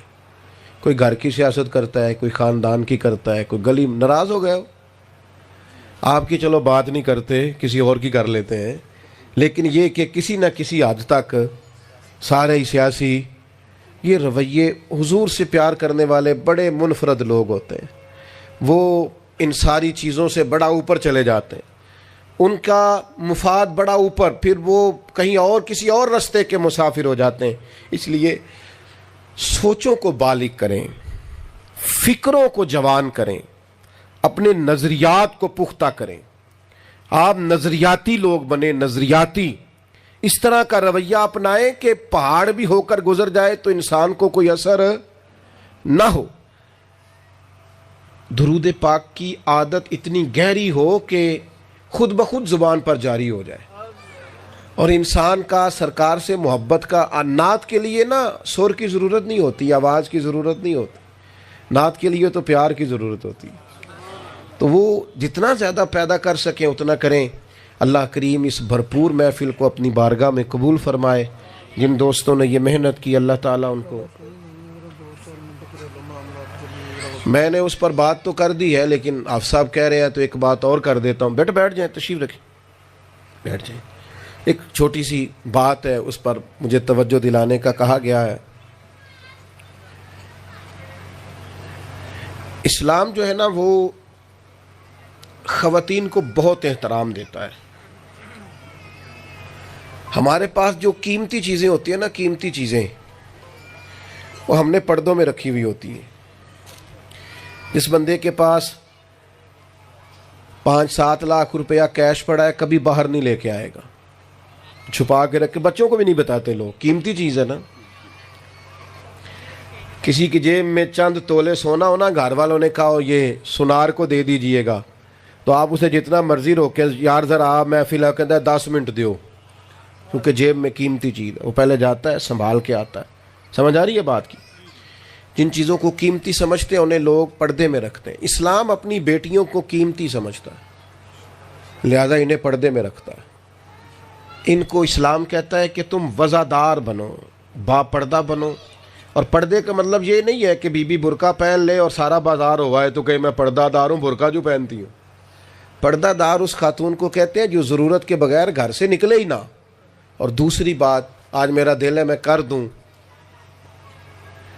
گھر کے اندر ماحول کو بہتر رکھنے کے لیے سب سے زیادہ کردار خاتون کا ہوتا ہے. کبھی بھی خاوند کو اس کٹہرے میں کھڑا نہ کریں کہ وہ باپ کے مقابلے میں آئے، ماں کے مقابلے میں آئے. کبھی بھی اس طرح کا رویہ نہ اپنائیں. ماں باپ جس طرح کے بھی ہوں وہ جنت اور دوزخ ہوتے ہیں. خدمت جنت ہے، نافرمانی دوزخ. کبھی ایسا ماحول نہ بنائیں گھر میں. اپنے ظرف کو بڑا کریں. اس طرح خاوند کا اکرام ضروری ہے، اسی طرح جو رشتے اس سے متعلقہ ہیں ان تعلق والے رشتوں سے بھی اپنے تعلق کو وابستہ رکھنا بڑا ضروری ہے. تھوڑا دل بڑا کریں. ہمارے گھروں میں ایسی جنگ لگی ہوئی ہے، ایک بچہ کہنے لگا میرا گھر جانے کو دل ہی نہیں کرتا، اس لیے جب جاتا ہوں لڑائی ہوتی ہے. تو گھر تو سکون کی جگہ ہے، آپ نے اسے بے سکون کر دیا. تو میری گزارش ایسا نہیں ہے کہ سب جگہ خواتین کی وجہ سے مسائل ہیں، لیکن اگر وہ کردار ادا کریں گی تو بڑی حد تک بہتری ہو جائے گی. حضرت عمر فاروق رضی اللہ تعالیٰ عنہ خادم سے کہنے لگے بوڑھی سے پوچھو. تو پوچھا اماں السلام علیکم. وعلیکم السلام. اماں کیا بات ہے؟ تو اماں کہنے لگی جاؤ دوڑو، تمہیں کیوں بتاؤں، دیہات کی سیدھی سادی بی بی، جاؤ بھاگ جاؤ. کہا نہیں اماں مہربانی کرو، اندر تو آنے دو. بڑی منت کے بعد اماں مانی. عمر فاروق عام آدمی نہیں جس سے دنیا کامتی ہے. حضرت عمر اندر گئے. اماں کیوں پریشان ہو؟ تو اماں کہنے لگی تمہیں کیوں بتاؤں، میرا اپنا دکھ ہے. چل اماں بتا دے، تیری مہربانی. اماں کہنے لگی میں ایک بیوہ ہوں، بے اولاد ہوں، کوئی میرا سہارا نہیں. مجھے عمر فاروق سے بڑی شکایت ہے. میرے اوپر 25 دینار کا قرضہ چڑھ گیا ہے اور 3 دن ہو گئے میں نے روٹی نہیں کھائی، اور عمر نے میری خبر نہیں لی. حضرت عمر کو پتہ چل گیا اللہ وارث ہے، اس کا کوئی 2 4 10 ہزار ووٹ کوئی نہیں. یہ کوئی میکے سے 6 مربے نہیں لے کے آئی، ایک اکیلی تنے تنہا. اور بھائی جب اللہ کا خوف ہوتا ہے تو پھر انسان ان غریبوں کو بھی مناتا ہے. پھر ریڑھی والے کی بھی اہمیت بڑھ جاتی ہے، پھر رکشے والے کی قدر بھی بڑھ جاتی ہے. حضرت عمر فاروق رضی اللہ تعالیٰ عنہ کہنے لگے اماں عمر سے شکوہ ہے؟ کہاں؟ جناب عمر کہتے ہیں میں نے ایک جملہ کہا تو اماں نے تو مجھے لاجواب کر دیا. میں نے کہا اماں عمر کو کیا پتا کہ تو بھوکی ہے اور مقروض ہے، اسے کیا خبر؟ تو اماں کہنے لگی کیا کہا تم نے؟ عمر کو خبر نہیں، اسے پتا نہیں؟ تو عمر سے کہو نا چھوڑ دے حکومت، اس کے حوالے کرے جو خبر رکھ سکتا ہے. کیوں بیٹھا ہے پھر؟ ہمارے حکمران کہتے ہیں ابھی میں صدمے میں ہوں، نکلوں گا تو بات کروں گا. نہ ادھر ادھر کی تو بات کر، یہ بتا کہ قافلہ کیوں لٹا. مجھے رہزنوں سے غرض نہیں، تیری رہبری کا سوال ہے. ہاں تجھے جواب دینا پڑے گا. حضرت سیدنا عمر فاروق رضی اللہ تعالیٰ عنہ سے اماں کہنے لگی نہیں خبر رکھ سکتا تو حکومت کیوں کرتا ہے، چھوڑتا کیوں نہیں؟ تو حضرت عمر کہتے ہیں میں کانپنے لگا. دوڑے گئے جناب عمر. میں نے کہا اس اماں کا 6000 ووٹ نہیں کہ اس کی قدر کی جائے. یہ اماں کوئی بہت آکسفورڈ یونیورسٹی کی ڈگری ہولڈر نہیں کہ اس کی بات مانی جائے کہ لاوارث اور بیوہ بی بی. عمر دوڑے گئے، گھر سے اناج کا تھیلا کندھے پہ رکھا، 25 دینار بھی لیے، پکا پکایا کھانا بھی لیا. خادم کہنے لگا حضور مجھے دے دے میں اٹھا لیتا ہوں. تو حضرت عمر فرمانے لگے چل وعدہ کر قیامت کے دن بھی میرا بوجھ اٹھائے گا. کہنے لگا جی نہیں وہاں نہیں اٹھا سکتا. فرمایا پھر آج بھی نہ اٹھا، مجھے ہی اٹھانے دے، یہ میرا بوجھ ہے تو مجھے ہی. اماں کے سامنے 25 دینار بھی رکھے. پھر اماں کو حضرت فاروق اعظم نے 2 مہینے کا راشن بھی دیا، پھر پکا پکایا کھانا بھی دیا. معمولی آدمی کی بات نہیں کر رہا، 24 لاکھ مربع میل کا حکمران. حضرت عمر مدینے میں بیٹھ کے کبھی للکار دیں تو کیسر و کسرا کی ٹانگیں کانپیں. جناب عمر فاروق رضی اللہ کھانا کھلا کے اماں چارپائی پہ تھی تو عمر نیچے بیٹھ گئے. کہنے لگے اماں چل عمر کو معاف کر دے، چل چل جانے دے، کوئی عرض نہیں، بیچارے کو پتہ نہیں چلا. تو اماں کہنے لگی تو نے پھر عمر کا ذکر چھیڑ دیا. بیٹے میرے گھاؤ بڑے گہرے ہیں، میرے زخم بڑے سخت ہیں، کلیجہ پھٹے تو تجھے دکھاؤں کتنی تکلیف میں ہوں. میں تو پکا ہوا پھال ہوں، کسی وقت بھی دنیا سے چلی جاؤں گی. میں نے عمر کو معاف نہیں کرنا. جب میں قبر میں جاؤں گی نا، نبی کریم علیہ السلام آئیں گے تو میں عمر کی شکایت کروں گی. میں کہوں گی حضور اس سے پوچھئے یا رسول اللہ بیوہ اور بوڑھی کا خیال ہی نہیں کیا؟ تو آپ کے غلام کہتے ہیں میں نے عمر کو کبھی اتنا روتے نہیں دیکھا جتنا آج روئے. کہنے لگے اماں عمر کو میں جانتا ہوں وہ کمزور ہے، یہ شکایت نہ لگانا، وہ کمزور ہے، مقابلہ نہیں کر سکے گا، یہ شکایت نہ لگانا، چل معاف کر دے. تو اماں کہنے لگی اچھا تو مجھے کچھ اچھا لگتا ہے، جا تیری خاطر عمر کو معاف کیا، تو پیارا لگا ہے، جا معاف کیا، تیری خاطر معاف کیا، تیری خاطر عمر کو معاف کیا. حضرت عمر فاروق کہنے لگے مجھے لکھ کے دو. کون اتنے جتن کرتا ہے؟ کون؟ کسی سے کہنا جا اپنی اماں کو منا لے، تو کہتے ہیں نہیں نہیں میری غلطی کوئی نہیں تو مناؤں کس بات پہ؟ ہمیں تو 20 دلیلیں آتی ہیں. جا ابا کے پیر پکڑ لے. پتہ ہے نبی پاک علیہ السلام نے فرمایا جس کا باپ راضی ہوگا اسی کا اللہ راضی ہوگا، اور جس کا باپ ناراض ہوگا وہ سارا دن وظیفے پڑھے اس کا اللہ راضی. یہ ابو داؤد شریف کی حدیث ہے. نا جی بڑی مہربانی پیسے نہ لائیے گا. اب بات سنیں، وہ بھی میں سمیٹنے کی طرف آ رہا ہوں، ختم کر رہا ہوں، آپ میری بات پہ توجہ رکھیں. عزیز بھائی، نبی کریم صلی اللہ تعالی علیہ وسلم نے جو اپنے غلاموں کی تربیت کی تو حضرت عمر فاروق کہنے لگے لکھ کے دو، لکھ دو. تو اماں کہنے لگی آپ لکھیں میں سائن کر دیتی ہوں، آپ لکھ دیں میں سائن کرتی ہوں. حضرت عمر نے لکھا فلاں بنت فلاں کو عمر سے شکایت تھی، پھر انہوں نے عمر کو معاف کر دیا. اماں سائن کرنے ہی لگی تھی کہ مولا علی شیر خدا آ گئے، حضرت عبداللہ ابن مسعود آ گئے. اوہو عمر یہاں بیٹھے ہوئے ہو، میں سارے مدینے میں تلاش کر رہا تھا، یہاں بیٹھے ہو، وہ کچھ لوگ ملنے آئے، نکلو. اماں نے سنا کہ یہ عمر تھے تو اماں اٹھ کے کھڑی ہو گئی. آئے ہائے عمر تھے، آپ عمر تھے؟ تو جناب عمر کہنے لگے اماں تو نے جو کہا ٹھیک کہا، لیکن اپنے وعدے پہ قائم رہا، یہ ذرا سائن کر دے. اماں نے سائن کیے تو حضرت عمر فاروق فرمانے لگے علی آ گئے ہو تو بطور گواہ تم بھی دستخط کر دو، عبداللہ ابن مسعود تم بھی بطور گواہ جب سائن ہوئے تو جناب عمر نے رکا لپیٹا اور مولا علی شیر خدا سے فرمانے لگے علی یہ رکھ لو، مجھے لگتا ہے میں تم سے پہلے دنیا سے جاؤں گا، اور جب میں پردہ کر جاؤں نا تو یہ رکا میرے کفن میں رکھ دینا. اگر حضور علیہ السلام نے پوچھا نا میری امت کے ساتھ کیا سلوک کر کے آئے ہو تو رکا نکال کے کہوں گا یا رسول اللہ ایک بوڑھی ناراض تھی میں اسے بھی راضی کر کے آیا حضور یہ میں راضی. بھائی جب تک ہم اللہ سے نہیں ڈرتے معاشرہ اصلاح پذیر نہیں ہو سکتا. حضرت عمر فاروق رضی اللہ تعالیٰ عنہ نا باہر والوں کا بھی بڑا سخت حساب کرتے تھے. بڑا ایک گورنر صاحب نے لباس بڑا شاندار پہننا شروع کر دیا تھا تو حضرت عمر نے اتروا کے نا تو انہیں ٹاٹ کا لباس پہنا کے تو اونٹ چرانے کی ڈیوٹی دے دی تھی.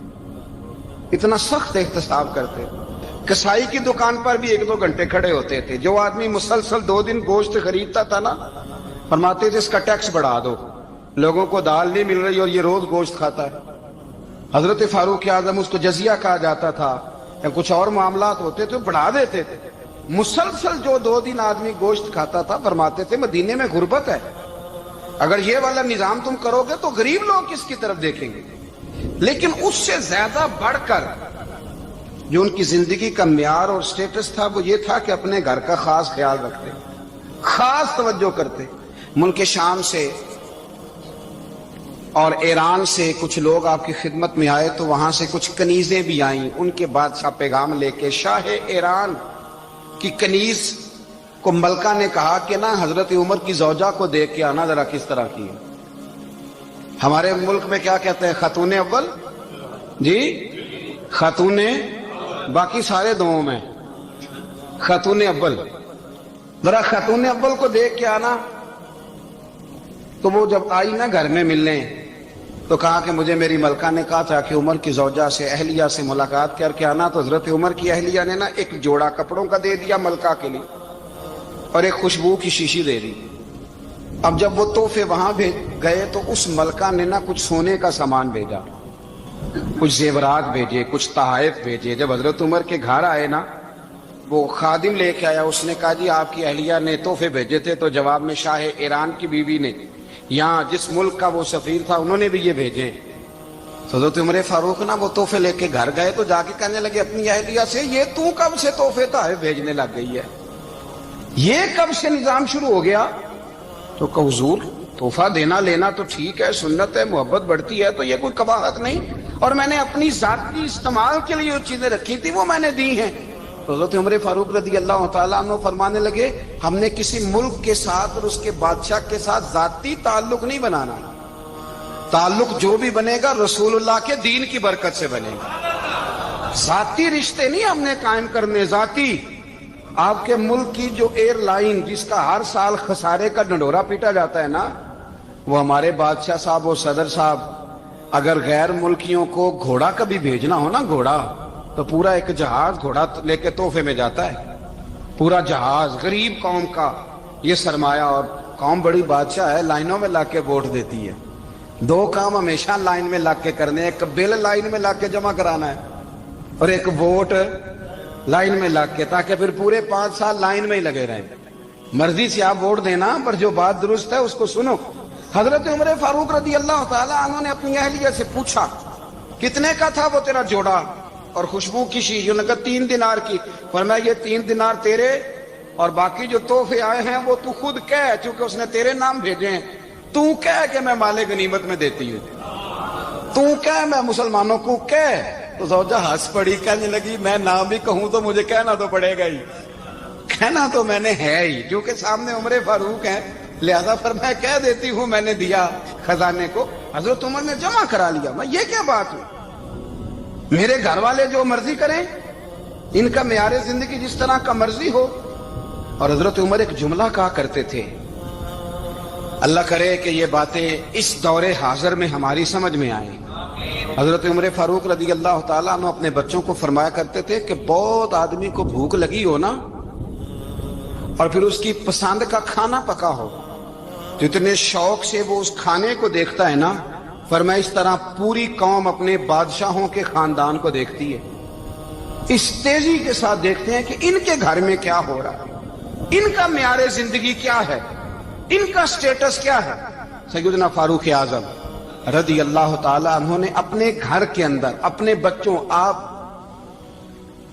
के बच्चे दोनों कारोबार के लिए मिस्र गए,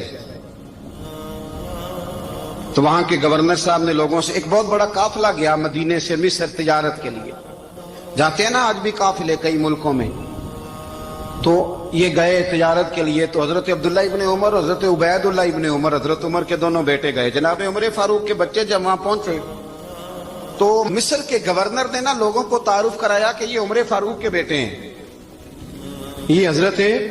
ये चौधरी के बेटे को कौन बताता है कि तू चौधरी का बेटा है? बाहर वाले बताते हैं, घर वाले जी। और सेठ साहब के बेटे को कौन बताता है कि तू सेठ साहब का बेटा है? और मालिक को कौन बताता है कि तू मालिक का बेटा है और ये किराएदार है? ये कौन बताता है? ये सोच हम देते हैं बच्चों को। चौधरी और कम्मी की सोच, अमीर और गरीब की सोच, मालिक और किराएदार की सोच, घर के मालिक की और काम करने वाले की सोच, ये हम देते हैं। याद रखना, ये हम देते हैं, ये हमारा मिजाज है, ये बाहर से नहीं आती। तू कोई शहजादा है, तू सेठ है, तू नवाब है, ये सोच बाहर से नहीं आती। ये अम्मा सोच देती है, अम्मा, ये अब्बा सोच देता है। और फिर जब तबाही उतरती है तो उसके जिम्मेदार भी बाहर वाले नहीं होते, घर वाले होते हैं, घर वाले। हमारे बच्चों की तबीयतों पर ज्यादा नक्श बाहर वालों का नहीं होता, घर वालों का होता है, याद रखिएगा। हजरत उमर फारूक रज़ी अल्लाह, बच्चे हैं, शहजादे हैं, वो कारोबार करने गए और वहां लोगों ने बताया गवर्नर साहब ने कि ये फारूक आजम के बच्चे, अमीरुल मोमिनीन के। लोगों ने उनसे ज्यादा माल खरीदा, तिजारत में ज्यादा नफा हुआ। जाहिर है कि वो आपके जो अल्लाह खैर करे हुक्मरान है, उनके कारोबार कितने मुल्कों में है, किस बुनियाद पर है? वो सिर्फ इस बुनियाद पर कि वो हुक्मरान रहे, उनके लिए आसान था बड़े लोगों से ताल्लुकात बनाना। हजरत उमर फारूक रज़ी अल्लाह तआला अन्हु के बच्चे ढेरों माल कमा के जब वापस आए ना, तो हजरत उमर से आके बच्चों ने बतौर मोहब्बत का, अब्बा जी अल्लाह ने बड़ा ही फजल किया है, बड़ा माल कमाया अल्हम्दुलिल्लाह, ये देखें कितना नवाजा है। तो हजरत उमर कहने लगे सारे काफिले ने इतना ही कमाया, सारे काफिले ने इतना ही कमाया? तो हुजूर नहीं, सारे काफिले ने इतना नहीं कमाया, सबको इतना नहीं मिला। वो तो वहां गवर्नर साहब ने लोगों को तारुफ कराया था कि ये उमर के बच्चे हैं, तो लोगों ने फिर हमसे बड़ा ही खरीदा। تو حضرت عمر فرمانے لگے ٹھیک ہو گیا، میں بات سمجھ گیا ہوں، اس طرح کرو جو تمہاری اصل زر تھی نا، جو راز تھی، وہ رکھ لو اور باقی سارا مال مال خزانہ میں جمع کرا دو، اس لیے کہ یہ تم نے تجارت نہیں کی، یہ تم نے اپنے باپ کا نام بیچا ہے، یہ تم نے امیر المومنین کے بیٹے ہونے کا فائدہ اٹھایا ہے۔ فرمایا یہ تمہارا نہیں حق، یہ مسلمانوں کا ہے، اس لیے کہ یہ مال تم نے محنت سے نہیں کمایا، یہ باپ کی کرسی کا فائدہ اٹھایا ہے۔ اور فرمایا اگر تم نے مال جمع نہ کرایا تو میں مال بھی لے لوں گا زبردستی اور کوڑے بھی ماروں گا، ڈبل سزا دوں گا، مرضی سے جمع کراؤ گے تو کوڑوں سے بچ جاؤ گے۔ بڑے بیٹے نے تو جمع کرا دیا تو چھوٹا تھوڑا پریشان ہوا، تو حضرت عبداللہ ابن عمر چھوٹے کا ماتھا چوم کے کہنے لگے بیٹے چپ کر کے جمع کرا، یہاں بھی فخر کر کے ہم عمر کے بیٹے ہیں اور قیامت میں بھی فخر کریں گے کہ ہم فاروق اعظم کے بیٹے ہیں، یہاں بھی ناز کریں گے اور وہاں بھی ناز کریں گے کہ عمر کے بچے ہیں، ہمارے باپ نے خود بھی حلال ہی کھایا ہے اور جب ہماری کمانے کی باری آئی ہے تو ہمیں حکم بھی حلال کھانے کا دیا۔ بھائی ہمارا مزاج نہیں، بچہ جب لے کے آتا ہے 2 لاکھ روپیہ تو کبھی پوچھے کہاں سے آیا ہے، جب وہ پہلے دن غلط دوستوں کے پاس جا کے بیٹھتا ہے تو کبھی نکالا ہے گھر سے اسے۔ یہ بہت سارے خمیازے ہمیں اس لیے بھگتنے پڑتے ہیں کہ ہم ابتدا میں سوراخ بند نہیں کرتے، جب اس میں شگاف پڑ جاتا ہے، سیلاب آتا ہے تو ہمیں ہوش آتی ہے۔ حضرت عمر نے اپنے گھر میں نگرانی رکھی، کڑی نگرانی، زیادہ نماز گھر میں پڑھتے تھے حضرت عمر، نفلی نمازیں زیادہ کیوں بلا؟ بھائی یاد رکھیں کہ آپ نے اگر سجدہ کرنا ہے تو بچہ لیٹ جائے گا، وہ اسے پتا کوئی نہیں سجدہ کیا ہے، لیکن جب گھر میں کبھی قرآن ابا جی کھول لیں نا، جب ابا جی کا موڈ بن جائے نا لیکچر دینے کا، وہ گھر میں شروع ہو جاتے ہیں، کہتے ہیں آپ لوگ نماز نہیں پڑھتے اس لیے میرے کاروبار میں برکت کوئی نہیں، تم سویرے قرآن پاک نہیں کھولتے تو میں تباہ ہو گیا۔ تو میاں آپ نے کب گھر میں قرآن پاک کھولا تھا؟ آپ نے کب نماز پڑھی؟ آپ نے کب گھر کے اندر اللہ رسول کا ذکر کیا تھا؟ آپ نے کب حدیث چھیڑی؟ آپ نے بھی تو گھر کے اندر جب بھی آپ آئے ہیں تو آپ نے وہی کچھ کیا جو دنیا دار کرتے ہیں، آپ بھی تو اپنا موبائل لے کے الگ کونے میں بیٹھ گئے، آپ نے بھی تو کہا ہے کہ اب تمہارے چینل ختم، اب میری مرضی والا چلے گا۔ تو جو آپ نے کیا ہے بچے بھی وہی کام کریں گے، آپ نے بھی گپ شپ لگائی ہے تو وہ بھی لگا رہے ہیں۔ یہ سمجھ لیں جو کام آپ کریں گے آپ اپنے بچوں کی سیرت میں اس کا جلوہ دیکھ لیں گے۔ بڑی پکی سی بات ہے کہ آپ کو بچے کی عادتیں دیکھ کے سمجھ آ جائے گی کہ میں بھی یہی کرتا تھا اور یہ بھی۔ حضرت عمر فاروق رضی اللہ تعالیٰ عنہ وصال فرما گئے تو آپ کے وصال کے بعد حضرت عثمان غنی رضی اللہ تعالیٰ عنہ نے آپ کی ایک بیوہ سے نکاح کیا، حضرت عمر کی ایک بیوہ سے۔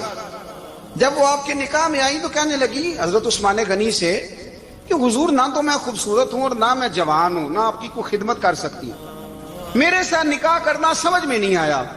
کیا شاندار جواب دیا حضرت عثمان غنی نے، کیا خوبصورت جواب دیا۔ فرمانے لگے میں نے اس لیے نکاح نہیں کیا کہ مجھے تمہارے حسن سے دلچسپی تھی یا تمہاری خدمت کی ضرورت تھی، میں نے تو اس لیے نکاح کیا ہے کہ مجھے بتاؤ عمر فاروق گھر کے اندر اپنے رب کی عبادت کس طرح کرتے تھے، وہ قرآن پاک کس طرح پڑھتے تھے، وہ رویا کیسے کرتے تھے، استغفار کا طریقہ کیا، کس وقت کس انداز میں وہ اپنے رب کو یاد کرتے تھے۔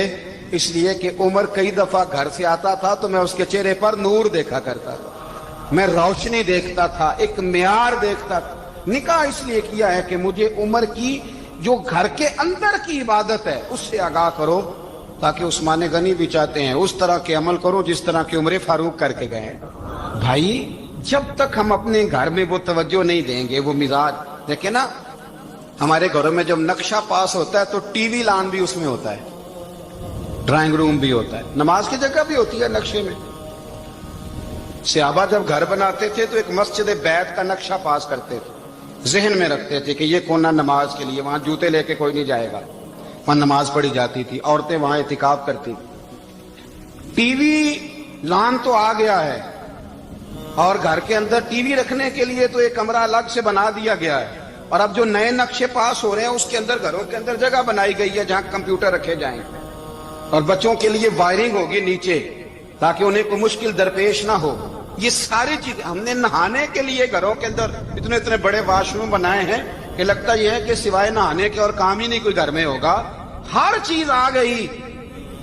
پر اللہ کرے کوئی تفسیر بھی ٹیبل پہ پڑی نظر آئے، کوئی حدیث کی کتاب بھی ٹیبل پہ پڑی نظر آئے، اللہ کرے کہ جس طرح ابا لطیفہ سن کے آتا ہے تو جب تک سنا نہ لے اسے ہضم نہیں ہوتا، اللہ کرے کہ وہ جمعے میں بیان سن کے جائے تو اس کا بھی دل کرے میں اپنے بچوں کو سناؤں، وہ نبی پاک کی کوئی حدیث کہیں سے سنے تو گھر جا کے سنائے۔ جب تک یہ معیار نہیں بنتا آپ کیسے توقع کرتے ہیں کہ گھر کے اندر اللہ کی رحمتیں نازل ہوں گی؟ کہ آپ یہ کیسے توقع کرتے ہیں کہ گھر کے اندر وہ معیار اور وہ مزاج بنے گا؟ حضرت عمر فاروق نے ذاتی زندگی پر جو توجہ دی، گھر والوں کے معیار پر جو توجہ دی حضرت عمر فاروق رضی اللہ تعالیٰ عنہ نے، وہ بھی بڑی دیدنی ہے۔ حضرت ابو موسیٰ اشعری کو نا آپ نے وزیر خزانہ بنایا، وزیر خزانہ، تو حضرت ابو موسیٰ اشعری کہتے ہیں کہ حضرت عمر کو شیخ خزانے میں رہنے تو دیتے نہیں تھے۔ تو ایک دن میں صفائی کر رہا تھا اس کمرے کی جس میں خزانہ رہتا تھا۔ ہمارے تو ملک میں جو جاتا ہے وہ صفائی کر کے ہی جاتا ہے، اللہ خیر کرے۔ اور خیر معیار بدلتا ہے، جو پچھلی حکومت ہوتی ہے وہ قرضہ اٹھاتی ہے، وہ باہر سے جاتی ہے تو قرضہ لے کے آتی، اور جو نہیں آتی ہے وہ کہتی ہے ہمیں پیکج مل گیا ہے، وہ قرضہ نہیں اٹھاتے۔ ان کو کیا ملتا ہے؟ یعنی پچھلی نے قرضہ لیا تھا اور ہم نے، واہ جی واہ کیا خوبصورت انداز ہے، اس کا نام بدل کے نا، انہوں نے قرضہ لیا تھا اور ہم نے، میں کہا بڑے شاندار سیانے بندے ہو گئی۔ اور اللہ تعالیٰ خیر فرمائے، ہمارے جو بڑے شاندار قسم کے دوست ہیں نا، شاندار، جن کا ادب سے نام لیتے ہیں، وہ عرب کے بادشاہ ہیں۔ ہم تو عرب خالی کہتے بھی نہیں، عرب شریف کہتے ہیں، عرب شریف۔ انہوں نے پتہ کیا کیا ہے؟ انہوں نے اس طرح کیا ہے کہ جو کشمیریوں کا قاتل تھا نا اس کے گلے میں میڈل ڈال دیا ہے۔ یہی کام وہ کرتے رہتے۔ انہوں نے پہلے انہیں بلا کے مندر بھی بنوائے تھے، ہمیں کوئی شکوہ نہیں، ان کی زمین ہے، اللہ تعالیٰ توفیق عطا کرنے والا ہے، پر خیال یہ تھا کہ چلو کشمیریوں کے زخموں پر نمک نہ چھڑکتے، 2 مہینے انتظار کر لیتے، کچھ حالات سنور جاتے، کچھ تھوڑا انتظار۔ ہیں ہمارے دوست، ہمارے وزیر اعظم صاحب جب جاتے ہیں تو وہ پھولوں کا ہار ڈالتے ہیں ہمارے دوست، لیکن انہیں وہ حدیث یاد نہیں کہ نبی پاک علیہ السلام نے فرمایا جب میرے مومن کو تکلیف ہوتی ہے تو مجھے بھی گنبد خضرا میں تکلیف ہوتی ہے۔ انہیں نہ کشمیریوں کا خون یاد نہیں آیا، انہیں برہان وانی کی کٹی ہوئی لاش یاد نہیں آئی، انہیں 30,000 بیوہ عورتیں 30,000 بیوہ عورتیں یاد نہیں آئی، 30,000 بیوہ عورتیں جن کے سہاگ اجڑ گئے، اور انہیں 1.25 لاکھ یتیم بچہ یاد نہیں آیا جو یتیمی کی زندگی گزار رہا ہے، اور اس کے باوجود بہت بڑے ذمہ دار ہے وہ۔ مجھے پڑھ لینے دو آج احمد فراز کا شعر، وہ ہمارے مکتب کوئی ایسا نہیں کہ وہ مولوی تھا، وہ غیر جانبدار تھا، پر مجھے آج پڑھ لینے دو اس کا شعر، ایک کلیجے کا درد ہے، پڑھ لینے دو۔ اس نے کہا تھا کہ پڑھتا ہوں تو کہتی ہے یہ خالق کی کتاب ہے، مثل یہودی یہ سعودی بھی عذاب، اس قوم کے بارے میں کیا لکھوں فراز، کعبے کی کمائی سے جو پیتے ہیں شراب، کعبے کی کمائی سے جو پیتے ہیں شراب، اس قوم کے بارے میں کیا لکھوں فراز، کہ کعبے کی کمائی سے جو پیتے ہیں شراب۔ میں خیال نہیں آیا تمہارا صرف دین یہ ہے کہ قبریں گرا دو، مزارات گرا دو، فقط یہ دین ہے؟ کوئی نبی پاک کے روزے کی طرف منہ کرے تو اسے مشرک ہو، یہ دین ہے؟ اس کا نام مذہب رکھا ہے تم نے؟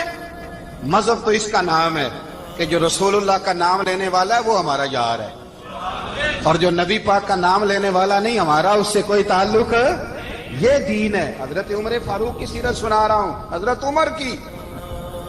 حضرت ابو موسیٰ اشعری نے ایک عیسائی کو منشی رکھا تھا، اکاؤنٹ آفیسر حضرت ابو موسیٰ اشعری نے۔ تو حضرت عمر فاروق بول پڑے، کہنے لگے تمہیں مسلمان کوئی نہیں ملا تھا؟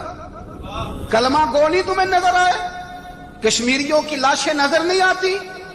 ان کا خون بہ رہا ہے، تباہی اتر رہی ہے، اور تم قاتل کو گولڈ میڈل پہنا رہے ہو۔ اور یاد رکھنا، جب مسلمانوں کی بچیاں روندی جاتی ہوں نا تو پھر اسلام امن کا درس نہیں دیتا، پھر اسلام جہاد کی بات کرتا ہے، پھر اسلام جہاد کی بات کرتا ہے، جہاد کی۔ وہ قومیں غیرت مند نہیں ہوتی کہ جن کے گھروں میں آگ لگی ہو اور وہ غیروں کو ہار پہناتی پھرے۔ اللہ کا کچھ خوف کرو، زندگی مختصر ہے، دبئی میں کتنے رہے اور کتنے چلے گئے، خدا را کچھ خدا۔ تم سے اچھے تو وہ نیو یارک کے رائٹر ہیں جو کم از کم اپنے کالموں میں کشمیر کی بات کرتے ہیں، تم سے اچھا برطانیہ کا وہ شخص ہے جو کم از کم بی سی لندن پہ رپورٹ جاری کرتا ہے تو کہتا ہے کشمیر پہ ظلم ہو رہا ہے، تم سے تو وہ اچھے رہ گئے۔ تم نے بات کرنا تو دور کی بات، تم نے دشمنوں کے گلے میں ہار پہنانے شروع کر دیے. کل جب پوچھیں گے بلا کے تم کو اپنے سامنے، کیا جواب جرم دو گے تم خدا کے سامنے؟ بڑی تکلیف ہوئی، بڑی تکلیف ہوئی. وہ نا منصور حلاج کو پھانسی دی جا رہی تھی تو حضرت جنید بغدادی بھی آ کے دیکھنے لگے. تو منصور حلاج کہنے لگے بابا سارا زمانہ دیکھے پر تو نہ دیکھ. سارا زمانہ تماشا دیکھے انہیں تو پتا کوئی نہیں نا، تو نہ دیکھ. عرب شریف والو، ٹرمپ اسے انعام دیتا تو تکلیف کوئی نہیں تھی، ملکہ وکٹوریا اسے انعام دیتی تو تکلیف کوئی نہیں تھی، پر تم تو نہ ایسا کرتے. تم تو اپنے تھے، تم تو کلمہ گو تھے، تم تو یہ ظلم نہ کرتے، تم تو یہ حرکت نہ کرتے. میں کہتا ہوں ٹھہر ہی جاتے. جانا نہیں دنیا سے، اللہ کے حضور حاضر نہیں ہونا. جب رسول اللہ قبر میں آئیں گے تو کیا جواب دو گے؟ خدا را. حضور نے فرمایا تھا گناہ روک نہیں سکتے تو دل میں ہی برا جان لو. ذالک اضعف الایمان، یہ کمزور ایمان ہے. کم از کم اتنی حد تک تو آ جاؤ، دشمن سے گلے تو نہ ملو. خدا را سمجھے ہمارا پہلا تعارف یہ ہے کہ ہم رسول اللہ کے غلام ہیں. اقبال نے کہا تھا وطن کا بت نہ بنانا، وطن کو بت نہ بنانا. اقبال کہنے لگے ان تازہ خداؤں میں بڑا سب سے وطن ہے، جو پیرہن اس کا ہے وہ مذہب کا کفن ہے. اس لیے کہ بازو تیرا توحید کی قوت سے کمی ہے. اسلام تیرا دیس ہے، اسلام تیرا دیس ہے. کیونکہ تو مصطفی ہے، تو نبی پاک والا ہے، مصطفیٰ والا. اسلام تیرا دیس ہے، تو مصطفی ہے. امریکہ میں جو مسلمان رہتا ہے ہمارا بھائی ہے، اور پاکستان میں جو مرزائی رہتا ہے اس سے ہمارا کوئی تعلق نہیں ہے. حضرت عثمان غنی نے اپنے چچا کے بیٹے سے کہا تھا کہ تو کلمہ نہیں پڑھتا تو تیرا میرا رشتہ کوئی نہیں. بلال حبش سے آیا ہے پر میرے نبی کا غلام ہے تو سگے بھائیوں سے بھی آگے ہے. ہزاروں قومیں وجود میں آئیں دہر میں خشک و تر کے رشتے سے، پر ہم نے بنیاد دوستی رکھی یاد خیر البشر کے رشتے سے. اپنی ملت پر قیاس اقوام مغرب سے نہ کر، خاص ہے ترکیب میں قوم رسول ہاشم. کچھ خیال کرے. پہلا تعارف دین ہے، اگر دین نہیں تو پھر کسی وطن کی کوئی ضرورت. اس لیے کہ پاکستان کا تصور اقبال نے پیش کیا نا، تو اقبال کہنے لگے ان تازہ خداؤں میں بڑا سب سے وطن ہے جس کو تم بت بنا کے پوجتے ہو. ہمارا وطن تو ہمیں جان سے زیادہ پیارا ہے، پر پہلے پاکستان نہیں، پہلے اسلام. پہلے اسلام تیرا دیس ہے، تو مصطفی ہے. تو آمدام برسر مطلب حضرت عمر فاروق رضی اللہ تعالی عنہ. حضرت سیدنا ابو موسیٰ اشعری کہتے ہیں کہ میں نے نا صفائی کی، مال غنیمت کی میں نے صفائی کی تو ایک دینار مجھے نا کہیں پڑا ہوا مل گیا. تو فرماتے ہمیں اجازت ہوتی تھی کہ ایک دینار ہم اپنی مرضی سے کہیں خرچ کر. تو حضرت عمر کے بیٹا گزر رہا تھا تو حضرت ابو موسیٰ اشعری کہتے ہیں میں نے صفائی کی تو ایک دینار نکلا، تو میں نے وہ ایک دینار نا حضرت عمر کے بیٹے کو دے دیا. میں نے کہا لو بیٹا اپنے چچا کی طرف سے تحفہ. تو گھر جا کے انہوں نے حضرت عمر کو بتایا کہ چچا نے پیسے دیے ہیں. چھوٹے بچے تھے. حضرت عمر نے حضرت ابو موسیٰ اشعری کو بلا لیا اور بلا کے فرمانے لگے میں تو تمہیں اپنا دوست جانتا تھا اور تو نے میری اولاد کو ہی دنیا دار بنانا شروع کر دیا. میرے بچوں کو ہی تم نے دنیا دار پیسوں پہ لگانا شروع کر دیا. میں تو تمہیں یار سمجھتا تھا. فرمایا تمہیں چاہیے تھا میرے بیٹے کو نصیحت کرتے کہ بیٹا پیسوں سے رب راضی نہیں ہوتا، اس کی رضا والے کام کیے جائیں تو رب راضی ہوتا ہے. اور فرمایا تمہیں کوئی اور گھر نہیں ملا تھا تباہ کرنے کے لیے، میرا ہی گھر ملا تھا. اٹھاؤ اپنا دینار اور خبردار آج کے بعد میرے بچوں کے ساتھ یہ والی نیکی نہ کرنا. اور ہمارا کیا سٹیٹس ہے؟ دوستی ہے یہ اس سے جو تحفے زیادہ دے، جو بچوں کو خراب کرنے میں مدد زیادہ کرے اس کے ساتھ گرانا. حضرت عمر نے گھر پہ اور سب سے بڑھ کر اپنی ذات پہ توجہ کی. حضرت ابو مالک رضی اللہ تعالیٰ عنہ کہتے ہیں میں عمر کے پیچھے پیچھے ایک باغ میں گیا، اکثر اس باغ میں جایا کرتے تھے. اور عمر جا کے نا تو درخت کے نیچے بیٹھ گئے اور فرمانے لگے وہ امیر المومنین اللہ سے ڈر جا، ورنہ جس رب نے حکومت دی ہے وہ عذاب بھی بڑا دے گا. ڈر جا رب سے. کبھی ساری زندگی حضرت عمر نے اپنا کوئی تعارف نہیں کرایا، کبھی نہیں. ایک بندے نے آپ کے سامنے تعریف کر دی آپ کی تو فرمانے لگے تو خود بھی ہلاک ہوا اور مجھے بھی ہلاک کر دیا. کیا ضرورت پڑی ہے میری تعریفیں کرنے کی؟ اتنی دیر میری تعریف میں لگائی. اللہ کا ذکر کرتا رب تجھے ثواب دیتا، حضور پہ درود پڑھتا تو رب تیرے اوپر رحمتیں نازل کرتا. کس چکر میں ہے؟